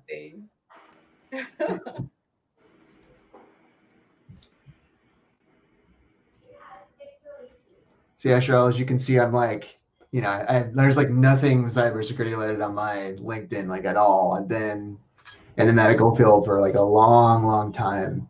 I think there's an opportunity to find, not just for security, but just in terms of like the way that IT gets rolled out into the medical field. It's not always in the most efficient way I think that it could be done. And I'm interested in working on that too. And I don't know if that's necessarily going to be like cybersecurity related. Maybe that's more like IT. And maybe it's consulting. I'm not exactly sure like what that would be, but more like implementation strategies. I'm kind of interested in that as well. And I don't know like if there's a name for that. So I for the medical community, I mean, a doctor's whole thing is like do no harm, right? Sure. Security, that's being free, feeling and being free from harm. So I mean that just goes together. There are so many ways, to introduce and to see where the relevance in everyday life is, for security in the medical field. Yeah, absolutely. Okay. Thank you. Thank you. I appreciate it. Okay. Sorry, I can hear my 2-year-old out the outside the door there. He's being cute. Yeah, so I just did something about learning Linux from a social work perspective, because that's what I have. My degrees are in social work. Okay. Yeah, how did you do that? Yeah, I talked about, so we would use the Linux command shell or command line to teach people. Now this would be clients, like my social work clients, about exercising their authority and control and seeing the results of their decisions, right? And the Linux command line would be the way that we would help them to see that, right? Because so I went through the whole thing. It's on my channel, but there are ways to incorporate whatever you're doing. Demetrius singing, the hospital medical stuff, because it's the digital world is not separate from the physical. It's just the continuation of it, So there's a myriad of ways and which is what I was talking about when it comes to teaching, like interest-based learning. Like you can do it, right? It's just about being creative and really thinking about how you can present this information in a way that's relevant, meaningful, and useful for people, no matter where they are. Yeah.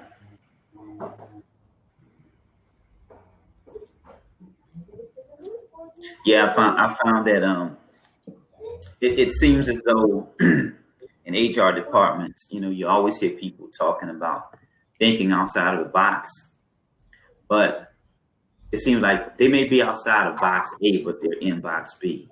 There you go. Good point. That is so true. I'm using that, Demetrius. Yes, but you're dead on. Yep. I'm San Diego, David. I've never been, man. I've always wanted to go to San Diego. Never? Sorry, hang on. Yeah. Oh, it's really we're so spoiled right now. I mean, I'm sitting here and it's like, let's see. Do you want to know what temperature it is here? Because I don't know. Where are you at again, Demetrius? I'm in New Orleans. New Orleans. So right now we are coasting 75 degrees, and it's the end of October. Sorry, 73 degrees. It's the end of October. Nice. This is how spoiled we are. Which is Nice. Yeah. I mean, it's crazy. Like you can basically, it'll get a little colder in the winter time, but you can swing down to the beach here like almost year round, and it's comfortable. Yeah. You don't have to bundle up too much. We're pretty spoiled. Where are you, Cheryl? You're in DC? Yeah, I'm in Northern Virginia. Okay. Yeah, So way too cold. Oh, yeah. You're probably getting down into like 30s now. Today was nice. It was nice today. What we get down there, man. We get down and dirty with it. And I can't. Right. That's why I had to move from Rhode Island. I was wearing jackets in July. I'm like, I cannot do this. I can't. Wow. I'm not going to survive. Wearing jackets? No. Yeah. So I'm from Louisiana as well, just like Demetrius. And I've never gotten used to the cold, ever. Have not gotten used to it. So. It's funny, like someone who's a buddy of mine said like he's lived in San Diego for a long time. I'm actually kind of a transplant here as of like a handful of years ago. And it's funny, like when we tell people who aren't from here, like, oh yeah, come to San Diego and do this. We're like, it's like there's not, if you think about SoCal touristy stuff, it's kind of centered in LA and Orange County. But then once you get down here, it's kind of like, yeah, there's like a handful of things to do here, but it's not the same sort of like gravitas as like all like, oh, come and do Universal Studios, come and do Disneyland, come and do this and this, because all that's 100 miles north of us, right? Mm-hmm. So like my buddy said this, which I think is true. He's like, San Diego's a great place to live. It's not necessarily like a great place to visit as a vacation spot necessarily, unless you don't really get to go to the beach very much and you really want to. Then it's great for that. But I think overall, it's like a better place to live than it is like a tourist destination. If you're here, you can come hang out and if you just want to go to the beach, have some Mexican food, and like, I don't know, if you have kids and you want to go to Legoland, that's down the street right from where I am. Yeah, that's where Legoland is. But there's not a ton of like touristy things to do. And then there's Comic-Con, which obviously is not happening right now. Clearly, yeah. This was the first year of virtual Comic-Con, and apparently that went pretty well. Oh, okay. It's not the same space. Comic-Con is absolutely nuts. It's crazy. It's so huge. They have outgrown that convention center, I swear to God, by 3 times over. Do you go? I've gone once since I lived here, and it's like I would honestly like. I feel like I might even enjoy the virtual version of that more. Wow. Yeah. It's so nuts. It's so many people. Yeah, I can imagine. But it's cool. I mean, like, if you really want to go there and you want to be there for the panels and see the celebrities and stuff, like if you really want to be there for that and you want to, you know, stand on the lines to do it, then that's the only place you can do it. Mm-hmm. If you want to sit there and talk and hear about Marvel movies and stuff on a panel, there you go. Yeah. But there's some other really cool gems in there that are kind of tucked away. Some really cool artists. Like I've gotten some really cool like shirts that I still get compliments on from like random artists that are there, you know, just because they're there and they bought a booth, right? Uh-huh. So like there's little gems like that tucked away too. Right. So that's pretty cool for that. Nice. Yeah. Well, guys, it's been nice. I'm going to check out my All right. Thank you so much. My gut, Alan. Okay. I'm gonna check out your YouTube channel, by the way. Yeah, me too. Well, thanks. And I subscribe to yours, Cheryl, by the way. Okay. I'll be on tomorrow with some security news. So I'll see you then. My second phase to my boot camp starts on November 2nd, so I'm going to see if I can master Linux by then. Need some progress. How long would you say it took you to master it, Cheryl? Well, I have not mastered it. I really have not, but it's not hard. Like it's pretty easy, especially if you have a good memory. Now I don't, but if you have a really good memory, it's okay. And if you learn it, like the Linux Survival and the other one, they're very, very good. So yeah, you'll pick it up in a matter of like a week, you know, if you do it consistently. But after that, it's just a matter of adding on, to what you know. I used to use DOS like way back in the day, so I feel like if I applied myself to some Linux stuff, I could probably pick it up pretty quickly. Oh, absolutely, yeah. It's just a different set of commands to, you know. Yeah. But I mean that's how long I've been using computers. I mean, I used it before like Windows really existed. Mm-hmm. Wow. So, are you sure? You don't look like you're old enough to have used it before Windows existed. I was using my parents let me on the computer when I was 7 years old. Oh wow! And they let me on there because they figured out that I kind of knew it pretty well and it's funny, like my parents said that someone came over, they saw me sitting at it because I was just typing away doing something, and they said, "Aren't you afraid he's gonna break something?" They're like, "Nah, he's already learning it better than we can, so he's fine. Don't worry about it." Well, you're good then. You're in a good. Yeah. So it's just something I've been into for a long time. Right. Guys, well, it's been a pleasure meeting you guys. Yeah, Dimitri. Okay. Yeah, I think with all your project management stuff, dude, like I'm seriously, I wish I had that. I do, because I feel like I could do whatever I wanted. Like, and that's such a huge thing. You know what I mean? Yeah, I think where it's, in my case, I did most of the project management in the petroleum industry. When I came over to IT, I worked as a business analyst. But project management basically is an art. Sure. Oh, absolutely. You know, so, and I think it's just that, like I said, I'm getting back to that box again, that people don't understand how you can transfer those principles. Yeah. Those transfer across industries, and sometimes people are just in that box and they don't understand it. All of those same principles. Yep. You know, I mean, you may not be a subject matter expert. I mean, it takes some time to learn the discipline of the, to get the domain knowledge. But still, in all, I mean, project management is an art. So, and I just think sometimes people don't fully understand. Man, if you get some of this under your belt, Demetrius, I swear to God, you could end up designing a whole big corporate network from the ground up. Mm-hmm. Like that's what I see you doing, just from what you've said already. Yeah.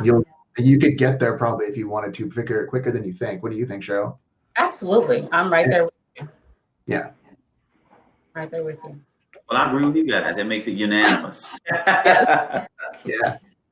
All right. Well, great to meet you again, Demetrius. Take care of that 2-year-old, David.